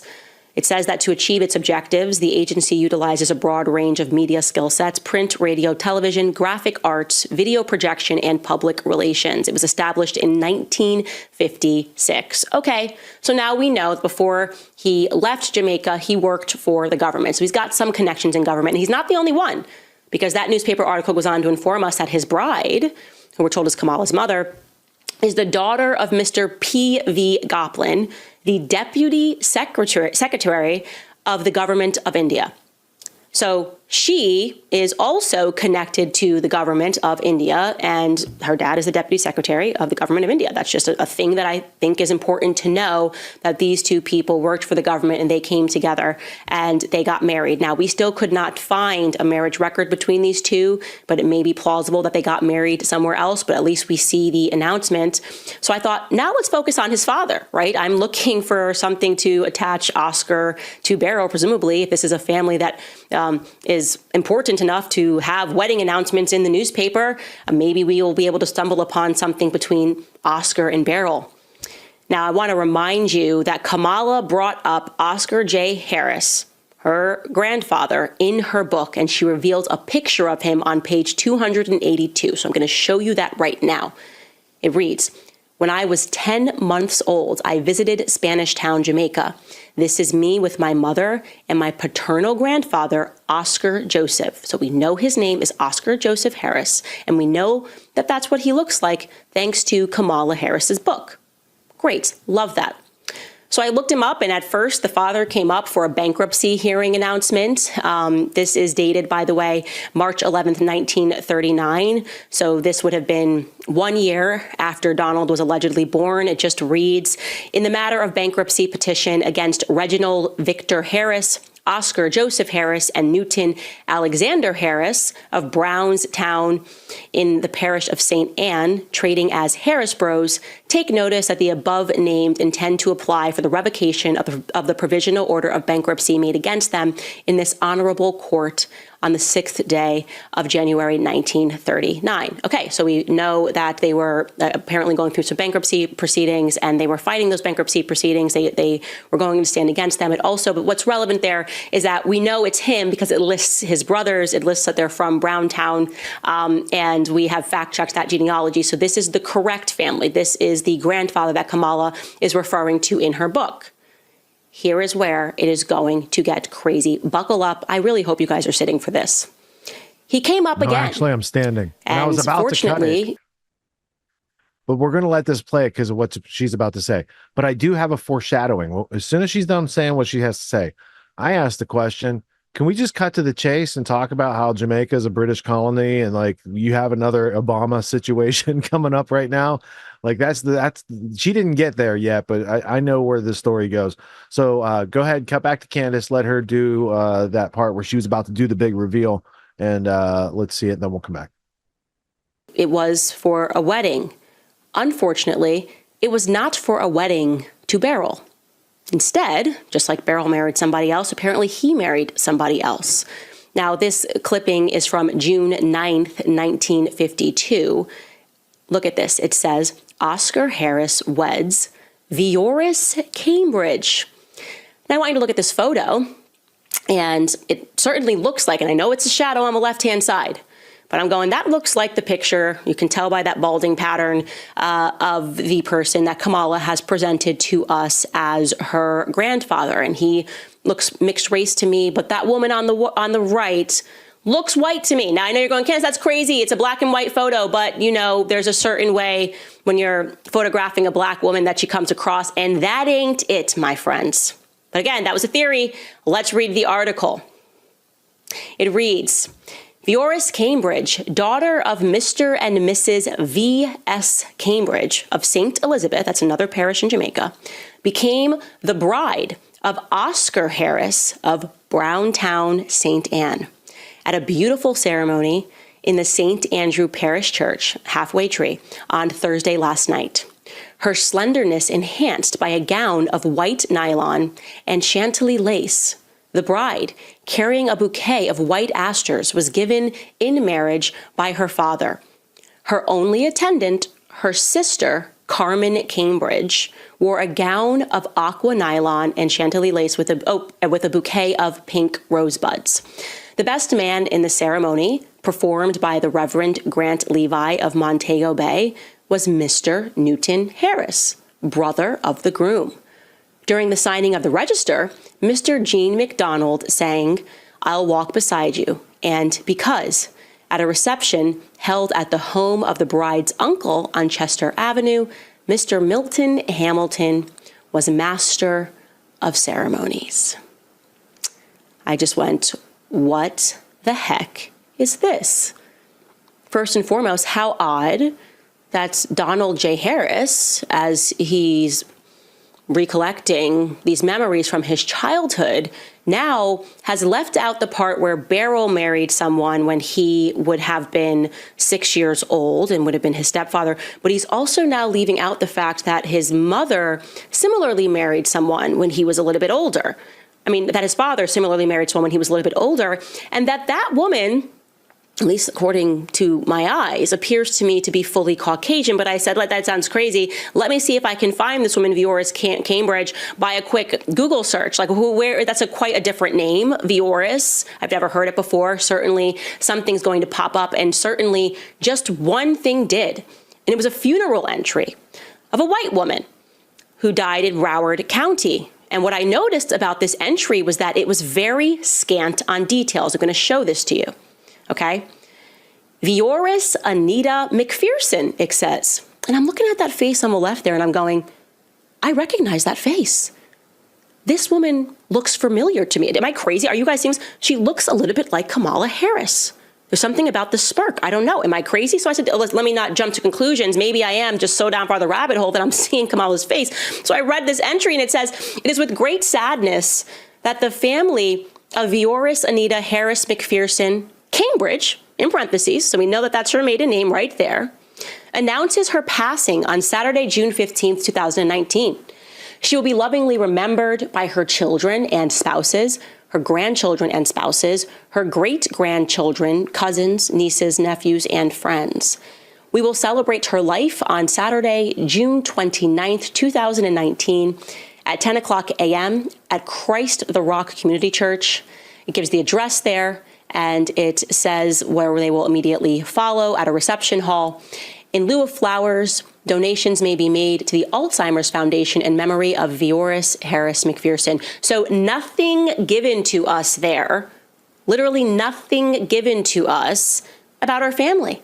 Have you ever seen that? Usually survived by a sister, a cousin, a brother. I went to see if anybody posted anything. It says she has a really big family. I was like, okay, well, certainly somebody would have posted on the board. You know, people do that all the time. I'm so sorry for your loss. Love you. Cousin, I'll see you there. Hug, kisses, nothing. Very weird.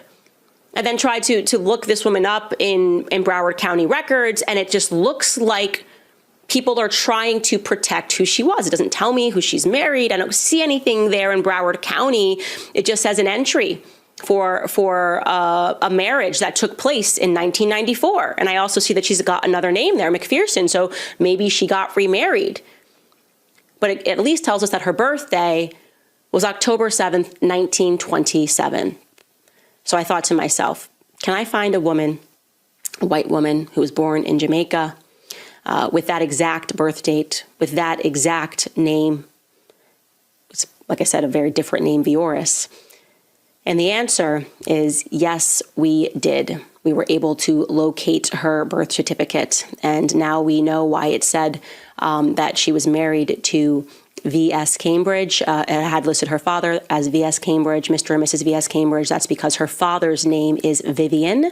Her mother's name is Adina Wright. And here you have it, born in Elizabeth. St. Elizabeth is, here she is. And this is this woman, Vioris Cambridge, born to Vivian Cambridge and Adina Wright on October 7th, 1927 in St. Elizabeth, Jamaica. What the hell is going on? Who is this woman? Why hasn't this been mentioned? Why does it feel like this profile was being very hidden?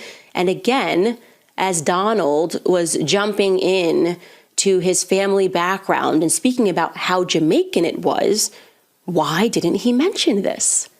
Why didn't he mention this woman, his white relatives? All right, good. It might be relevant when we're having a discussion. All right, so that goes on. As you see, that video is only halfway through. She's got several more reports from the past week, and all the questions that she just asked, I think, between me and you, I think we know what's going on there. There's a thing called the deep state. They have agents that they want to put into power. Those agents have scantily clad backgrounds, maybe sheep dipped a couple times, and then they're brought into public reception, if you will. So the fact that you can't answer those questions, like, I don't know what the answers are. I don't need to know the answers. The fact that you just can't answer those questions, those basic questions, and all that stuff's being obscured, that looks like deep state agent type stuff, you know? And parents that had allegiances to, wasn't India also part of the British Empire once upon a time? Boy, you got that Kenya passport thing coming up. Like, you know, I don't know.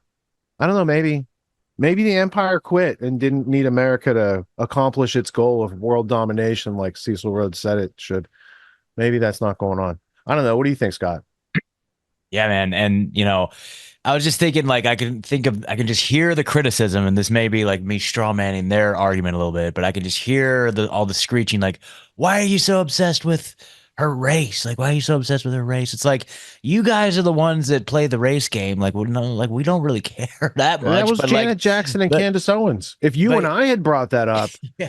Forget about it, dude. Yeah. We can't. We just watched the clip, though. It starts with Janet Jackson. It goes to Candace. And Candace said a lot of things that I think she was using her privilege to say. Totally. And just the fact that, like, you know, it's just hilarious. I remember in 2020, everyone was laughing because, you know, this is the party that's now nominating an old white man and the top cop, you know, district attorney as their leaders, when they're like, especially in 2020, like the cops were like public enemy number one to them. So it's so ironic that now it's like we can take it even a step further that she's like the descendant of slave owners. Guys, I mean, come on. Like, so like, are we not going to address that? Do you guys not care? It's like, oh, it's fine. They were nice slave owners. They were Jamaican slave owners. They weren't when they do it. Yeah, they weren't American slave owners, so it was totally fine. William Wilberforce and the British Empire are part of that story, I think, somewhere in the story that they're not mentioning. All right, let's go over here. Let's learn a little bit about Jamaica. And this is something called the Encyclopedia Britannica. It's like Britain's World Book, okay? While they were going around conquering most of the places on the planet, planters, buccaneers, and slaves is in this entry. In 1655, a British expedition under Admiral Sir William Penn, like Pennsylvania, that's William Penn's woods. That's a whole state in our country now. That used to just be that dude's property, okay? And General Robert Venables captured Jamaica and began expelling the Spanish. So the British didn't invent it. Like the Spanish already had themselves an empire that stretched around the world. The Portuguese, there's a whole bunch of places competing back in the day, right? The British are late on the scene. They're late on the scene. Dutch East India Company already has trading routes. These guys are trying to catch up. But this is 55 years after Queen Elizabeth gets her some of those herbs from the Far East. So the British Empire starts becoming a thing because of their navy. So they go in, they expel the Spanish from Jamaica. So that's like upstart. That's like Jake Paul beating Mike Tyson or something. Like, and it was a task that was accomplished within 5 years. So it took them 5 years. However, many of the Spaniards, escaped slaves, had formed communities in the highlands, and increasing numbers also escaped from British plantations. Now, you got to remember, this is the British version of the story, okay? The former slaves were called Maroons, like Maroon 5. I think that's former slaves in that band. A name probably derived from the Spanish word cimarron, meaning wild or untamed.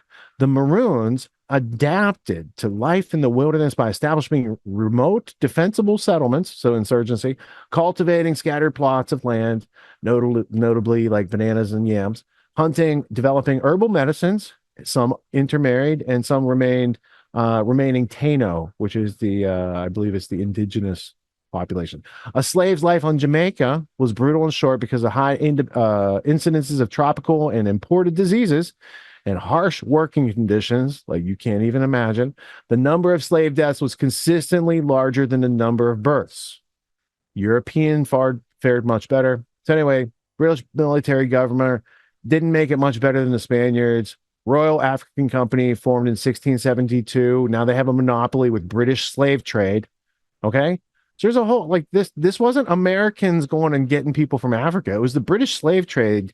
And there's a lot of interesting Spaniards with interesting heritage that participate in this. So there's a whole history here that's been left off the books. And they don't want people to realize it, especially when you're asking who Donald J. Harris is, right? They don't want you to see there's a long history. This is like total colonialism. And if I just go back one page in my search, like the colony of Jamaica, it's a colony, 1655, captured. It turned into a crown colony in 1866. And then, so when you hear all this talk about family from Jamaica, I think of that as a family from a country that traditionally has been an enemy of everything American. So before you go and vote for other people to take actions that you can't take, which in and of itself might be unethical, do some research. Like, I know more about Trump's background than I know about Kamala's because Trump's it's available. John G. Trump was knighted by the Queen of England or the King of England back in the day. So there's British royalty over there on his side too. And there's also Rothschild funding and financing on his side too. So it's not like Kamala's so different in the globalist stage, but she's like the gas pedal to communism. And the Republicans are, they're always tapping the brakes to remain in control so that the communists don't blow the gig by going too fast. and wrecking into some freedom that people push back on. Yeah. That's traditionally how American politics has worked since World War II. The Democrats are the gas and the Republicans are the brake. The Democrats will tax the the Democrats will borrow and the Republicans will tax, or whatever the thing is. Like, it's all the same thing with just different, team logos. It's like if Coke and Pepsi were owned by the same people, which back in the day they were. It's called the stock market. Yeah. Yeah. And like majority shareholder. Yeah. Fast forward 15 years or whatever, 20 years, and the Democrats will be the good ones, remember like in the 2000s, like the Republicans were like the worst people. Trump's right? And immigration policy is the same thing that Bill Clinton pitched for the Democrats in 1996. They just, and you know what else they did? They changed the logos and colors in the 90s. The Republicans used to be blue and the Democrats used to be red. Not that long ago, within the last 30 years, dude. And they changed, like, they flipped the script on everybody. Yeah, and then they made the movie Wag the Dog, and then they gave you the West Wing. They're like, look, here's transparency into what's going on. Here's all this ludicrous silliness. But people love their entertainment. Exactly. And like Obama opposed gay marriage too, right? Like, it's just like, it's just silly, man. And I want to be in that boardroom meeting when they like decided to flip, like, all right, guys, we need the blue, you need the red. Like, that's hilarious. Like, they just negotiated it like over stakes or something. Like, that's, I want to know the mental process that went into that. Well, wait till you get to the part where we talk about Diddy's vote or die campaign. Oh yeah. I remember that later. That's coming up later. We got to talk about the election later, but we got other stories to cover first. So we're going to go to a quick short block. This is our pivot, change speeds before we just can't go from Kamala to Trump. We got to have a little something in between. I have another clip from Coleon Noir. Exposed. Kamala Harris, you might have heard of her, sponsored handgun ban and confiscation bill. Bet they didn't mention that on Oprah. This is inconvenient truth. And this is why you watch Grand Theft World. So you can see both sides. Next, we're going to do a little conservative husbands versus liberal husbands. We'll check out what JP put together. Because, I don't know, man. He just likes to change clothes and videotape himself. That's what it seems like. True. I mean, if you can get him in clothes, that is. That's true too, man. All right. So, we'll have a couple laughs. Then we'll go to Trump's second and third assassination attempts after this. This video is for all the people who seem to think Kamala Harris is all about supporting the Second Amendment because of her recent statements. You know the ones I'm talking about. Tim Walz and I are both gun owners. We're not taking anybody's guns away. I did not know that. If somebody breaks in my house, they're getting shot. So let's rewind to 2005, shall we? When Kamala Harris, a district attorney of San Francisco, supported Proposition H. Proposition H banned the manufacture, distribution, sale, and transfer of firearms and ammunition within San Francisco, and banned city residents from possessing handguns within San Francisco, and confiscated the guns people already had by giving them 4 months to turn them in without legal consequence. Not only did Kamala support this law, she sponsored it. Although Mayor Gavin Newsom, who has not taken position, several of the city's most liberal leaders are supporting the far-reaching ban, including District Attorney Kamala Harris and 4 supervisors who are listed as sponsors. You know what makes this even wilder? Proposition H actually passed. So not only would gun owners in San Francisco have to turn in their guns, they wouldn't get any money for the guns that they paid for. They wanted to strip gun owners of their rights while selling them some utopian fantasy that's nothing but smoke and mirrors. And that's why I stand by the statement, need money for pew-pew. It's not just about firearms, it's about preserving our freedom. And if we're wondering why oppressive regimes always go after civilian disarmament first, it's because an armed populace is a threat to tyranny. The cost of liberty has always been high, but it's one we're willing to pay. By the way, if you agree with me on this, head over to shop.mrcoleonnoir.com or hit the link in the description section and grab yourself a need money for pew-pew or need money for guns shirt, hat, drinkware, or even this premium embroidered hoodie that I'm wearing right now. Or like I said before, click the link in the description section. Trust me, you're gonna wanna get yours while you still can. Now, it wasn't until the court stepped in that Proposition H got struck down as unconstitutional, but that's not the point. The point is, Kamala Harris supported this handgun ban and confiscation. The same Kamala who is now trying to sell this wolf ticket. Tim Walz and I are both gun owners. We're not taking anybody's guns away. Oh, and let us not forget, in 2008, Kamala also fought against the Heller decision, a historic Supreme Court case that said that you, me, and every other U.S. citizen have an individual right to own a gun. Kamala led a group of prosecutors that tried to convince the Supreme Court that you don't have an individual right to own a gun, arguing that if the court ruled that you do have an individual right to own a gun, it would endanger state and local firearm laws. God, that's savage. So, the next time someone tries to tell you, Kamala's not coming for your guns, I want you to show them this video, because she literally tried to do it in 2005 and in 2008. But now, when it's politically convenient, she's claiming she owns a gun and would use it to defend her home. But then the next day, her campaign took it back. Well, she was joking. I mean, it was a joke. Every time someone says, why can't gun owners just meet in the middle with common sense measures? This is why. We've seen what compromise means to people like Kamala Harris. They start with, oh, we just want to ban assault weapons. But if they could, they'd go after handguns too, because they did it in 2005 with Proposition H. And if they get their way, they'll do it again. First it's AR-15s, then it's Glocks, then it's whatever else they can get their hands on. That's why we draw the line in the sand. What's even crazier, back then, Harris wasn't talking about keeping the weapons of war out of civilian hands. She was trying to take away the most basic tool of self-defense, the handgun.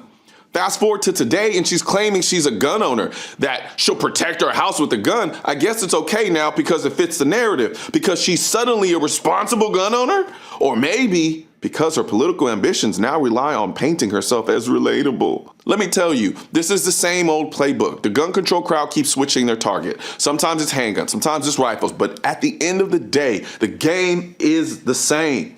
They don't want the public owning guns, period. Back in 2005, it was handguns. Today, it is AR-15s. Tomorrow, who knows? Maybe they'll be coming for your shotgun because it holds too many shells. It's all a long game.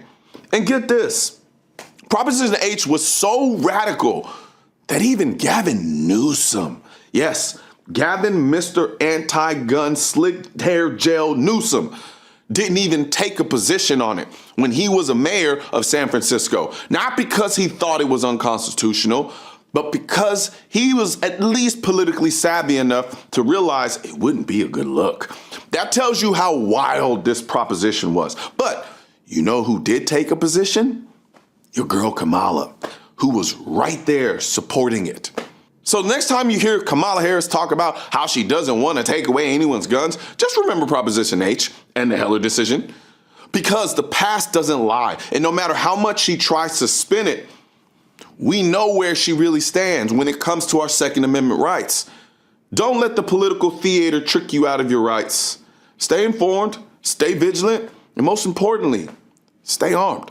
Oh, like I said before, don't forget, get your need money for pew-pew or need money for guns or premium embroidered hoodie, hats, all of it.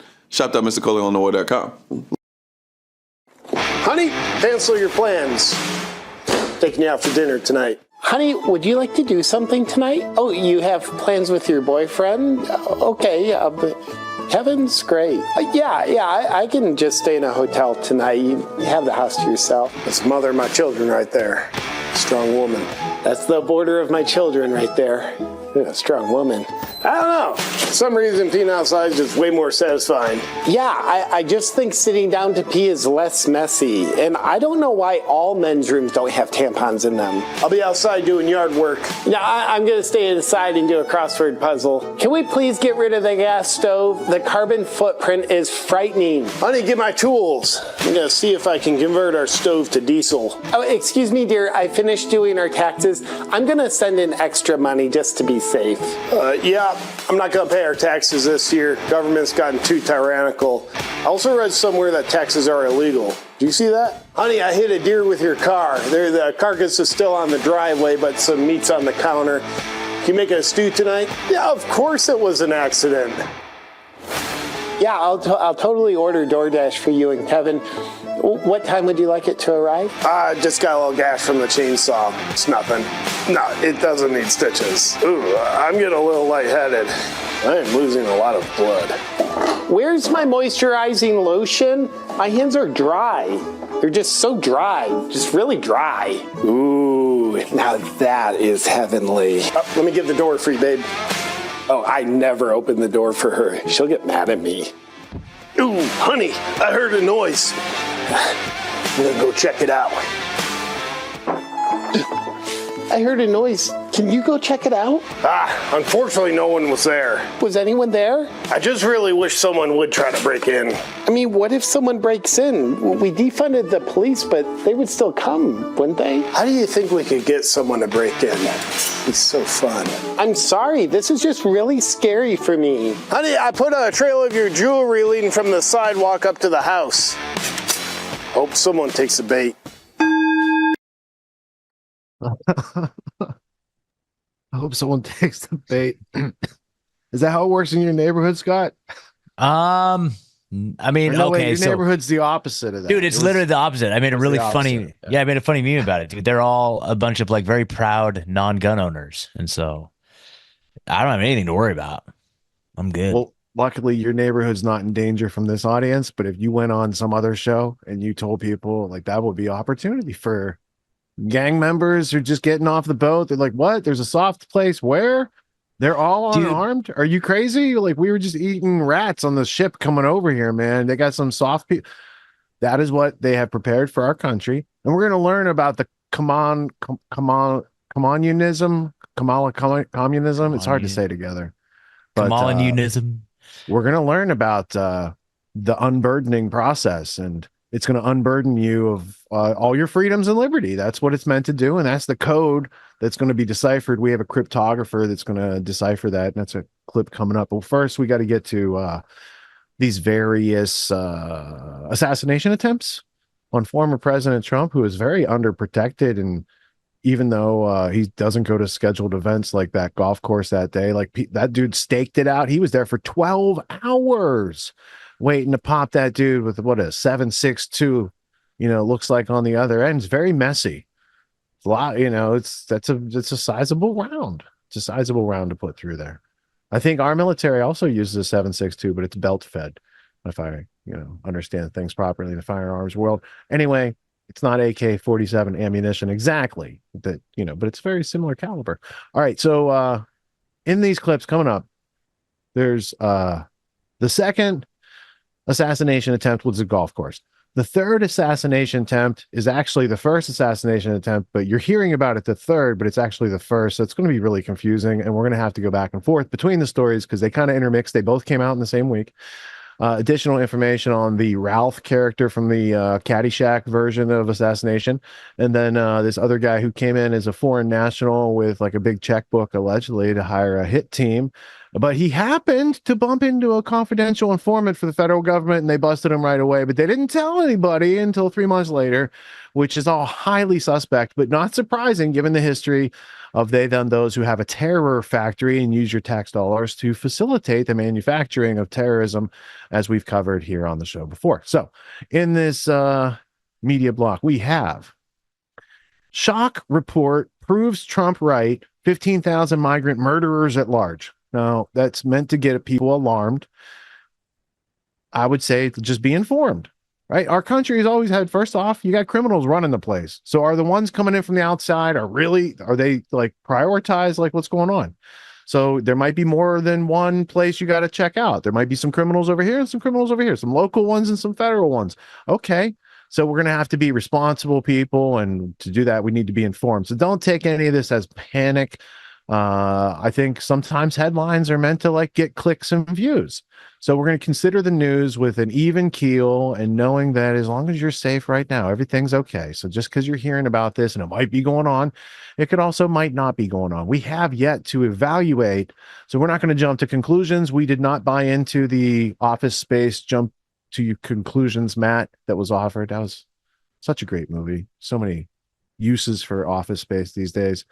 And I think, these clips are going to show you that the people who jump to conclusions, they're going to end up landing in places they did not plan on landing. And that's why you want to refrain from taking those types of actions. So we're going to go first is a clip that comes from Timcast on the migrant murderers, allegedly. And then one of these clips I watched the past week might have been from Redacted. I couldn't find it. That's why I'm telling you about it, because otherwise I'd just show it to you. But the gist was that currently, instead of keeping migrants out with the system, we are returning them to their countries for like birthday parties and, whatever's going on, right? And I thought, back in 1980, Cheech and Chong made a movie called Up in Smoke. And in that movie, they made a joke about calling immigration and they get deported home so they could see their families. And so the thing they made fun of, like in a stoner movie, is now an official policy of the United States government. And so anyway, I'm going to include the Up in Smoke clip just for the record. And if the clip that I'm describing ends up in one of these clips, good. If not, now you understand why that's a description of our current policy. And I think you need to see the historical file on that, because it could also bring a little levity to this comedy show that's made up of a bunch of sad news every week. All right. So now, without further ado, we'll hit Timcast, we'll hit Cheech and Chong, we'll hit the quartering, and then back to Timcast on that third assassination attempt, brought to you by the fine folks at Time Magazine, who definitely didn't overthrow the 2020 election, or at least didn't tell you about the people who overthrew it, I guess, on their cover article about how they did it. All right, let's go to the clips.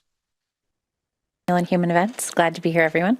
Here we go. Let's jump into the news from the Washington Times.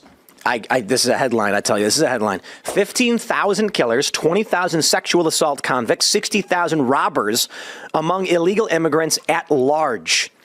The Department of Homeland Security knows of at least 660,000 illegal immigrants at large in the U.S. with criminal records, including, as they say, why is the number different in the headline? It says 13,000. Can you just pause it? Rewind in a few seconds. Did you hear what agency was reporting on? It was Washington Times. Okay.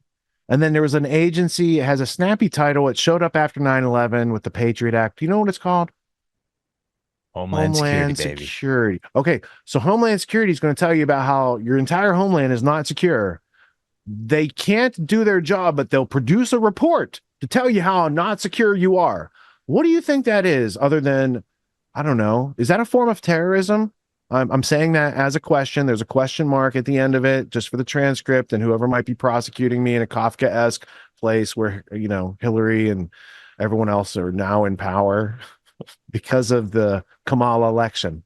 So, I just have to plan for that just in case. Now, if that's going on, Homeland Security bragging about how they're not secure, okay, who's getting fired? What's changing? Nothing. So if nothing's changing, then I think they're just showing you scary stuff to tell you they've made the place scary on purpose. They want your fear.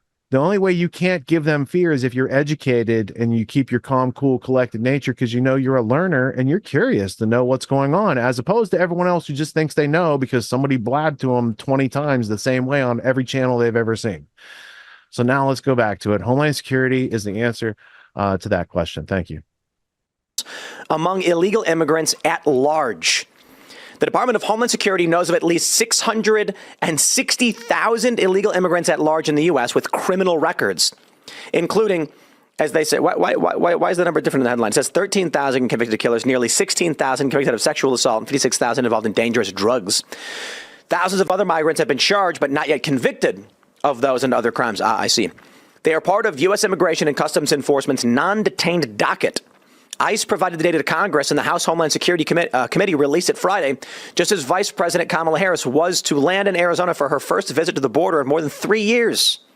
It may be shocking to hear the Biden-Harris administration is actively releasing tens of thousands of criminal illegal aliens into our communities, but their own numbers conclusively prove this to be the case, said Rep. Mark Green, committee chairman. On social media, former President Donald Trump said the new data should force Ms. Harris to cancel her border appearance. Kamala should immediately cancel her news conference because it was just revealed.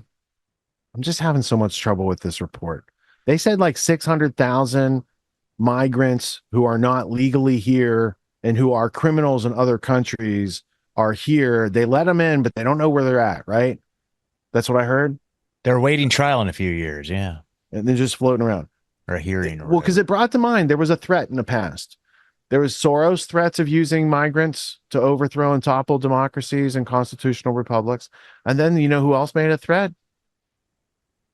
That is group. Remember them? Is that never attacked Israel, but they're real because is they threatened to send 500,000 migrants to Europe as a psychological weapon to overthrow their stuff.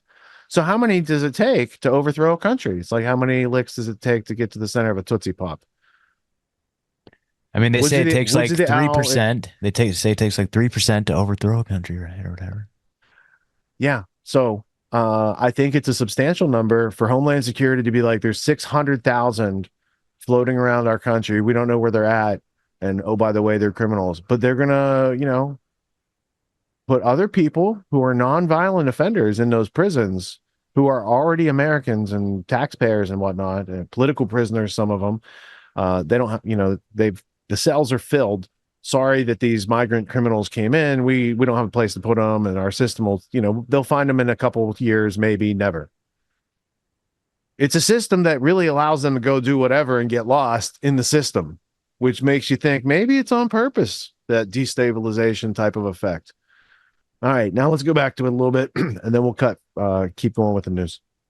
Harris to cancel her border appearance. Kamala should immediately cancel her news conference because it was just revealed 13,000 convicted murderers entered our country during her 3.5 years as border czar.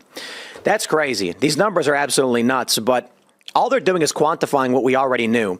I think the really funny thing about it, though, is how I don't know how you look at this and you would agree that crime is down. All right, just one more time. No, the fact that just one more time. I'm sorry, because I know they're going to start talking.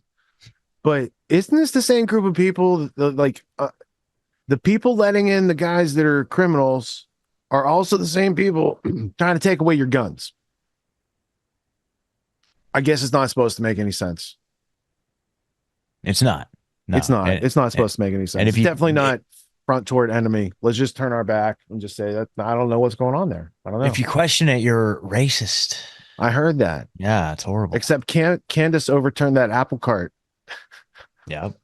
Brings in. That's why Crowder said earlier, he's like that he wasn't a believer. He's like, I'm not sure that I believe it, but something to that effect. I think he was referring to that. Look, that side made race a whole issue. Right? It's called identity politics. Mm-hmm. Instead of, as Martin Luther King Jr. advised, judging people on the content of their character, something that everybody agreed on. So that's where we needed to go as humanity. All of a sudden they rolled that back. They're like, wait, content of your character is subject to where you were born, what skin color you have, et cetera, et cetera. Things you can't control in your life. That'll now be your defining characteristic that you can never outgrow or escape. That's a form of slavery in and of itself. And then they got people of color to put that on and wear it everywhere without understanding that was the plantation owners came up with that strategy.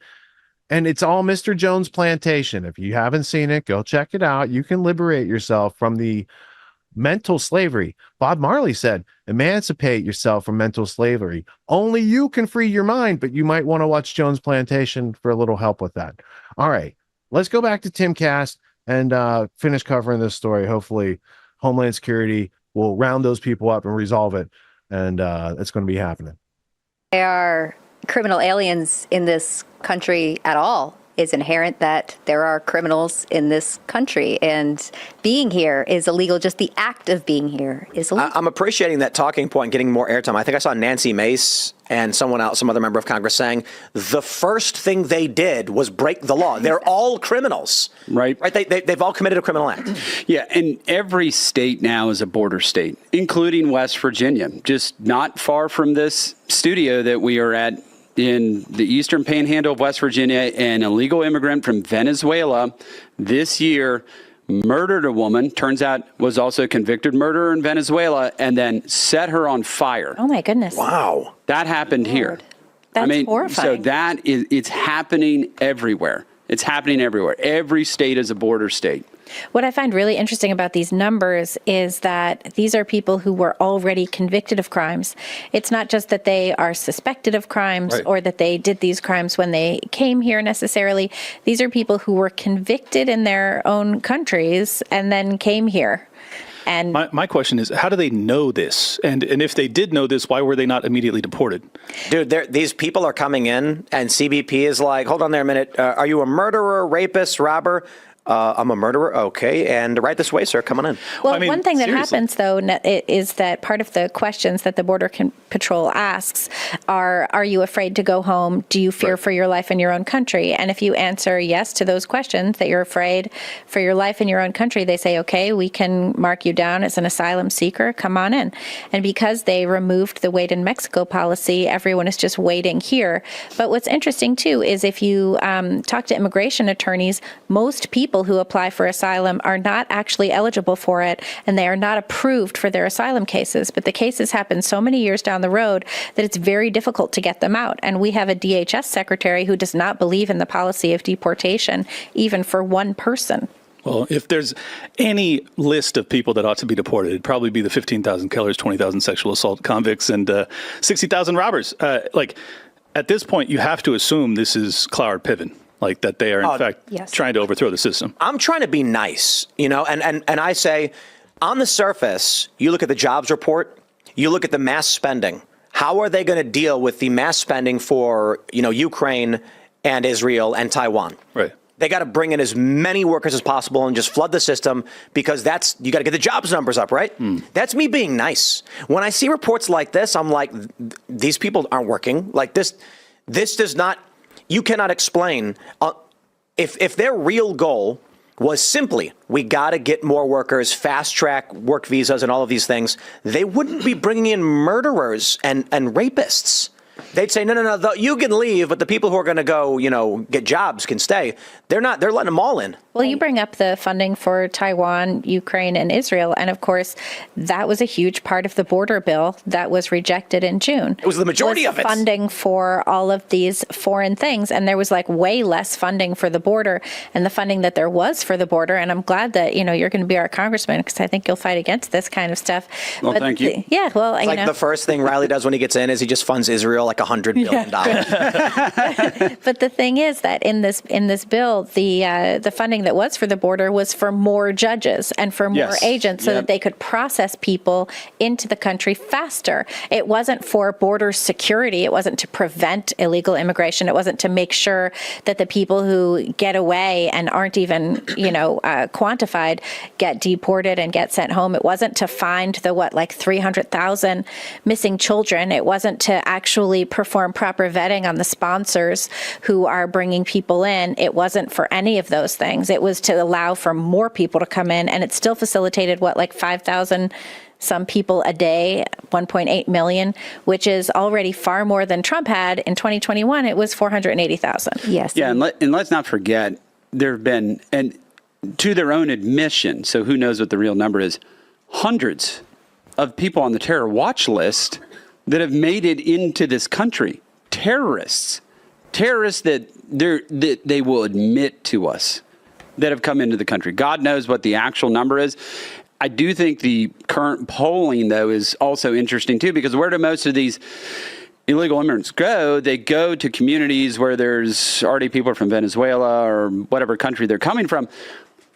More than half of the Hispanic population in the United States are saying they're going to vote for Trump.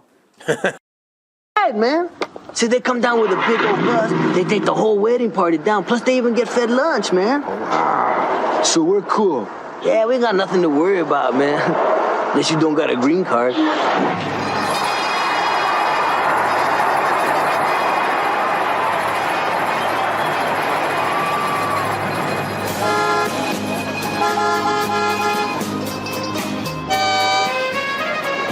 Hello, Uncle Chuy. This is Pedro. Hey, man, we got deported. We're down here in Tijuana right now. We need a way to get back. You got anything that needs to be picked up here? Oh, yeah? Yeah, hold on. Yeah? No, gracias.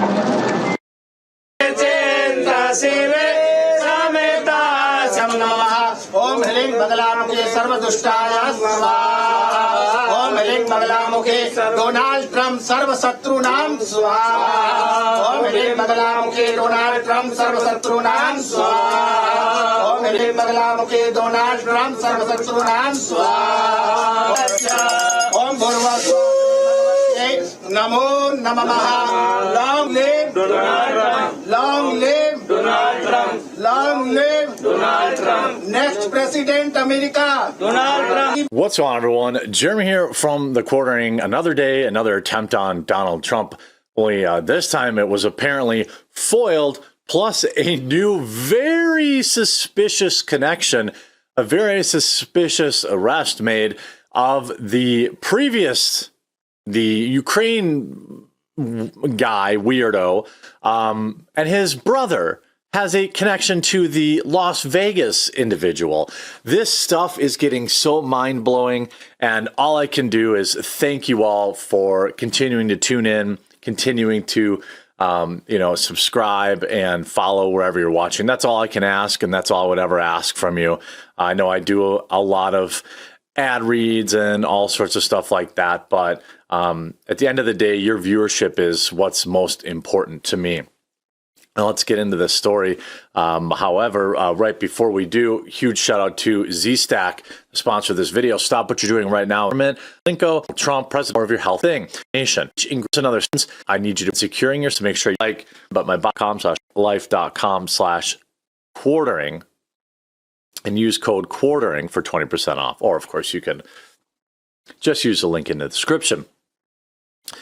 Now the third plot on Donald Trump.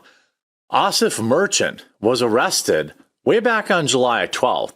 He had just loaded his luggage into a ride on the airport, commencing a journey either to his wife and children in Iran or to a different wife and children in his native Pakistan. In weeks of secretly recorded conversations with federal informants, Merchant had confided that he had families in both countries. He also, according to an FBI affidavit, had said that he had come to America to arrange the removal of Donald Trump. I'm sorry, of a political person. The identity of that person was not explicitly stated either by Merchant or by his handler in Iran's Islamic Revolutionary Guard Corps. Gee, I wonder, why is this story coming out about Iran today? The day after we sent more troops to the Middle East, the day after we sent a dozen warships and fleets of fighter jets to the Middle East. I wonder if some crazy harebrained bearded guy in the Midwest, has been talking about how our government wants to go to war with Iran, and they definitely want to do it before the election. Gee, I wonder why this story's coming out. Any hoozle. Documents posted online, Senator Charles Grassley back on September 5th after the Iowa Republican said it was provided to him by a whistleblower.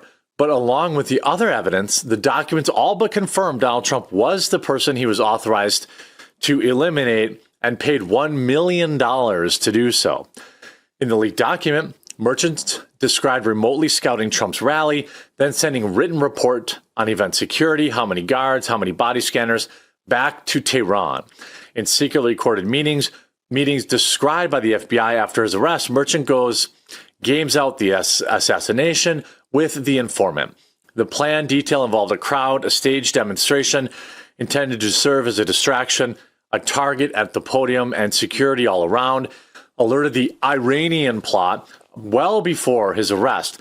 The Secret Service increased protection of Trump, context that only amplified the agency's failure after the assassin's bullet grazed the former president at the campaign rally in Butler. I can't believe I'm reading this in Time Magazine.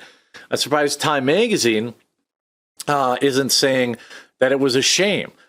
Now, again, I've reported on this guy before, and we've got an interesting now connection between, this other loser, Routh, that was down at Trump's golf course. Get out early and vote in person. That's all I can say. And then spend the next 2 weeks after that trying to recruit at least one other person to co-vote. It's going to take probably you recruiting 1 to 2 people because we know that things go burr. We know that, in Wisconsin, for example, 99% of the state is Trump country. But I have to recruit enough of my fellow hicks out here in the middle of nowhere to, overcome people going door to door in Milwaukee and harvesting ballots, Federal authorities say they found no evidence that Lee Tardy Oswald acted with the assistance of anyone else, let alone Iran, nor has any evidence emerged connecting Iran to Ryan Wesley Routh, the last guy who was apprehended after the other attempt on Trump earlier this month in the Gulf course. Though Roth did display sympathetic interest in Iran in his self-published 2023 book about Ukraine, he mentions Iran dozens of times and states that he repeatedly attempted to obtain a visa to join my Iranian friends in Iran and protest the U.S. sanctions on the government. In a passage expressing regret for voting for Trump, which he never did, Routh addressed Tehran directly. You are free to end Trump as well as for me for that error in judgment and dismantling of the nuclear deal.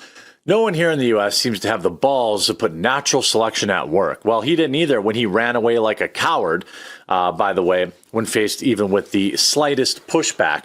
Now, Iran has long had a huge bounty on Donald Trump over his removal of Soleimani. I want to say it's like $20 million or something crazy. I'm sure they'll never actually pay it. But like this whole Iran thing is wild. It's cooked up. Iran has hated Trump since 2016. Now suddenly, 8 years later, they're freaking everywhere with assassin teams, and then they got this Routh guy talking about Iran. Again, meanwhile, yesterday we're sending warships and fighter jets and all this kind of stuff. Can you please try and explain to me what you interpret by what can be unburdened by what has been? What does that mean?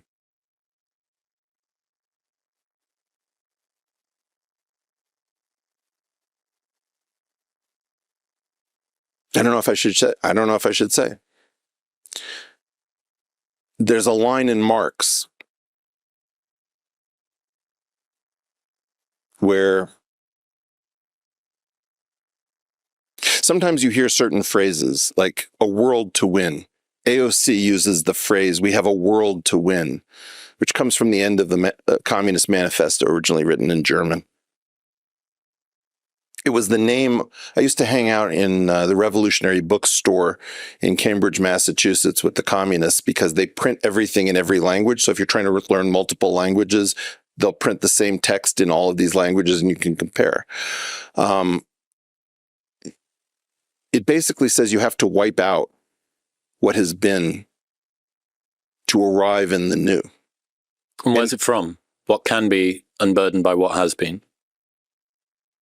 It's not a direct translation, but it occurs in Karl Marx.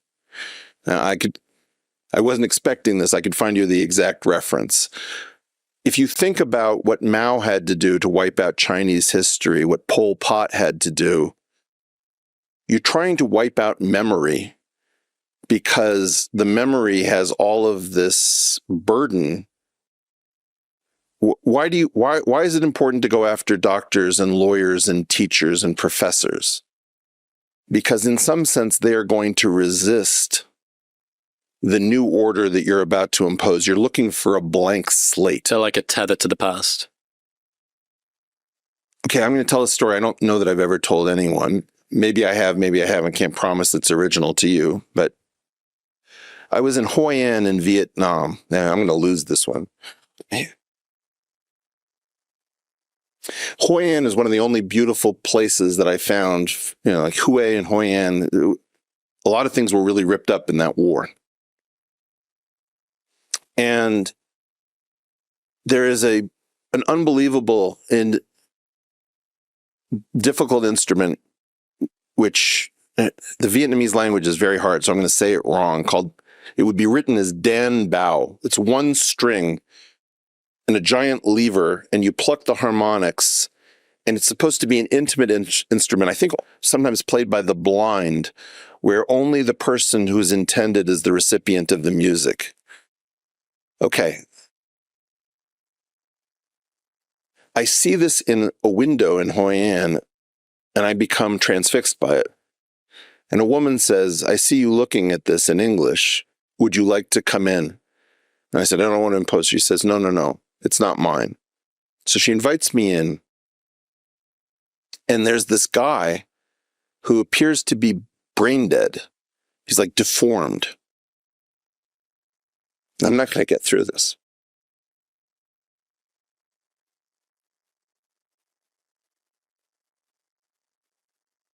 And he's speaking very haltingly, and I don't know who he is. And there's something about music, something about journalism, something about a professional. I can't really make out what's happening. I'm asking about the instrument. And this woman brings him a guitar. And this deformed man starts playing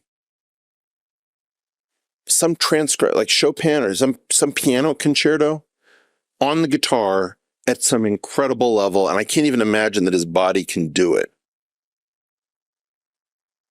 And so I have no idea where I am or what's happening.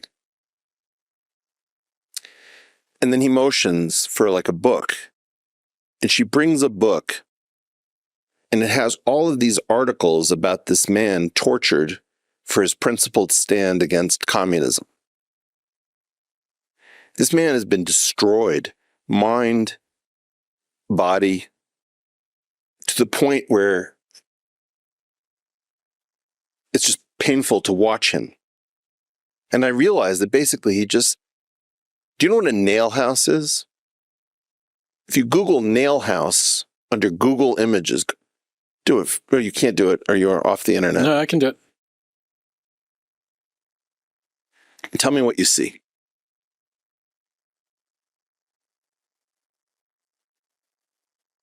It's a tall building, an individual standalone structure in the middle of a road.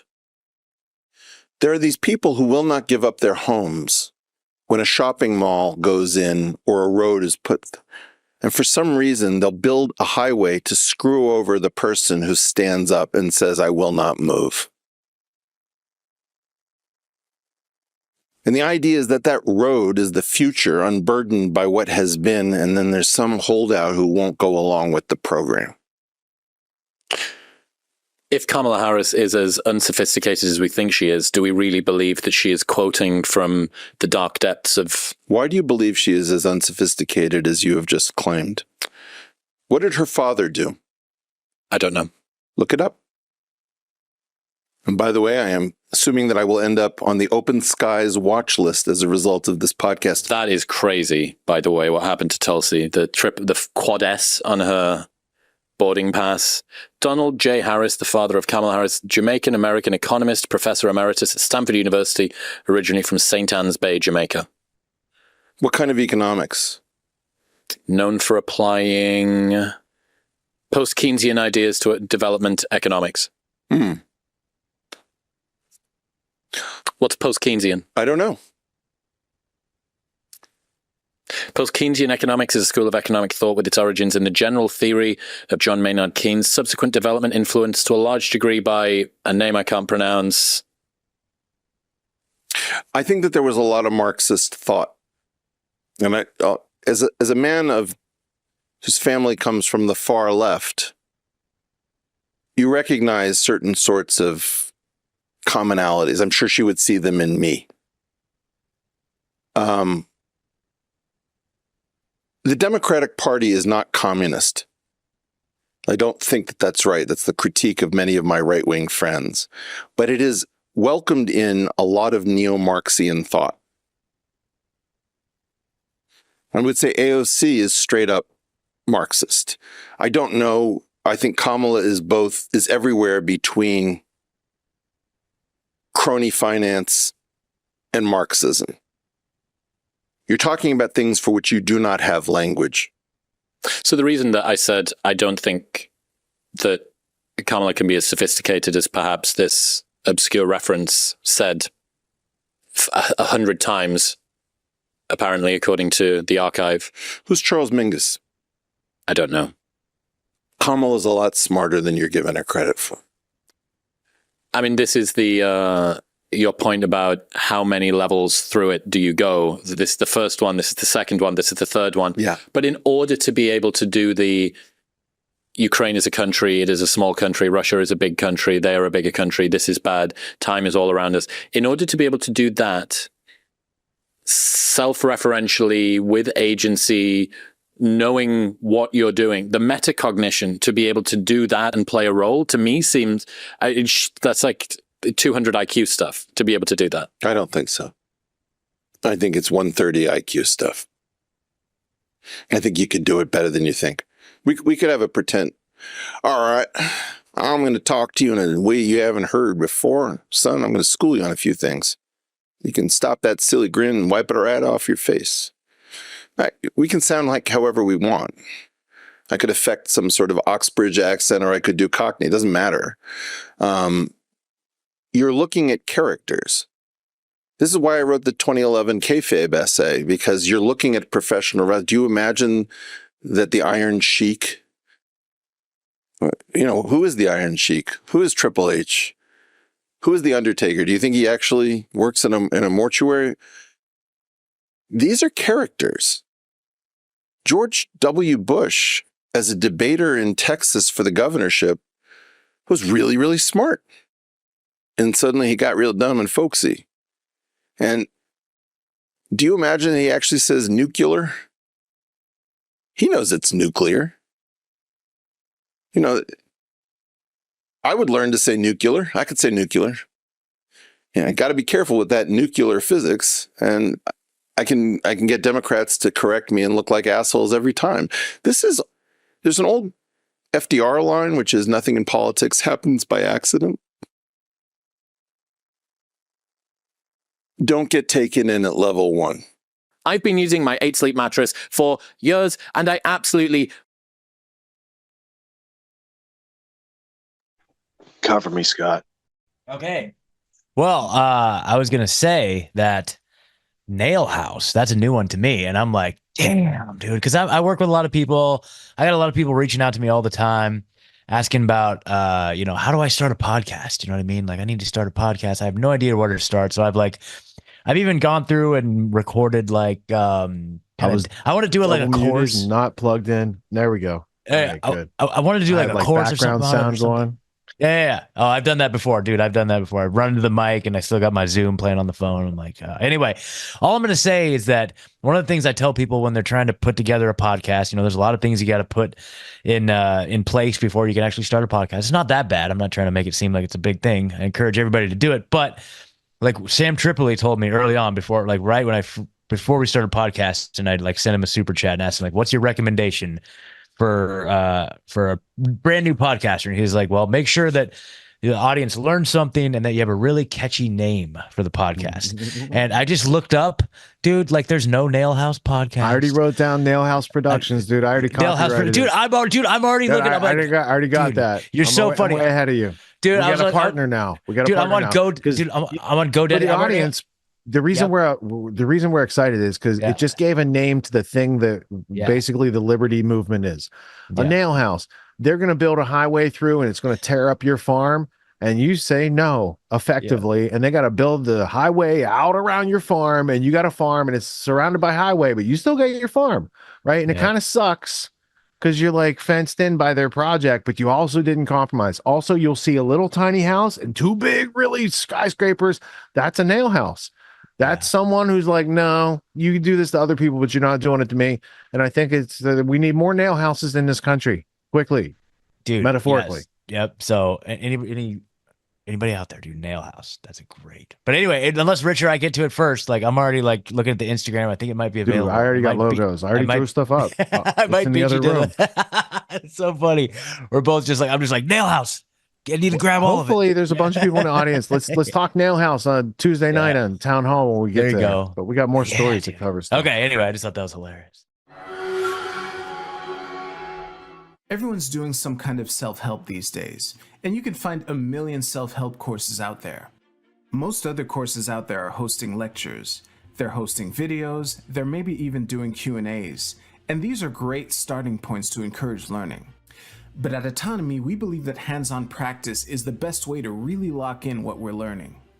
There's no better way to gain confidence and mastery than through action. After each lecture, we practice the concepts we've learned with other students, giving and receiving feedback in a non-judgmental environment. The result is mastery of concepts like entrepreneurship, ethical sales, and self-reliance in an environment that directly translates to the real world. Plus, you make connections with other like-minded individuals who are learning right alongside you, and you have a lifetime membership in the community. The Autonomy course with Richard Grove equips you with confidence, competence, and courage in a world filled with confusion and noise. You can learn more at getautonomy.info. We'll see you there.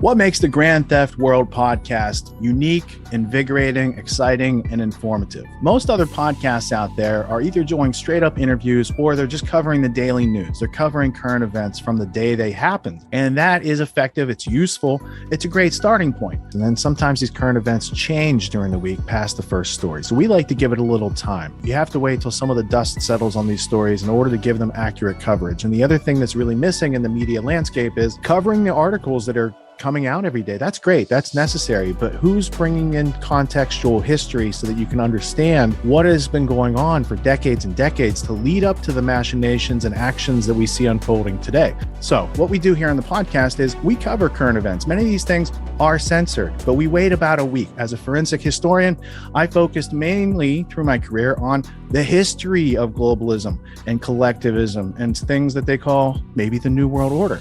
There's a lot of facts to these sort of circumstances, groups, events, activities, working groups that they've had over time. So for Grand Theft World listeners, we not only break down the current events, most of which that are censored during the week, we provide you with contextual history, we give you the source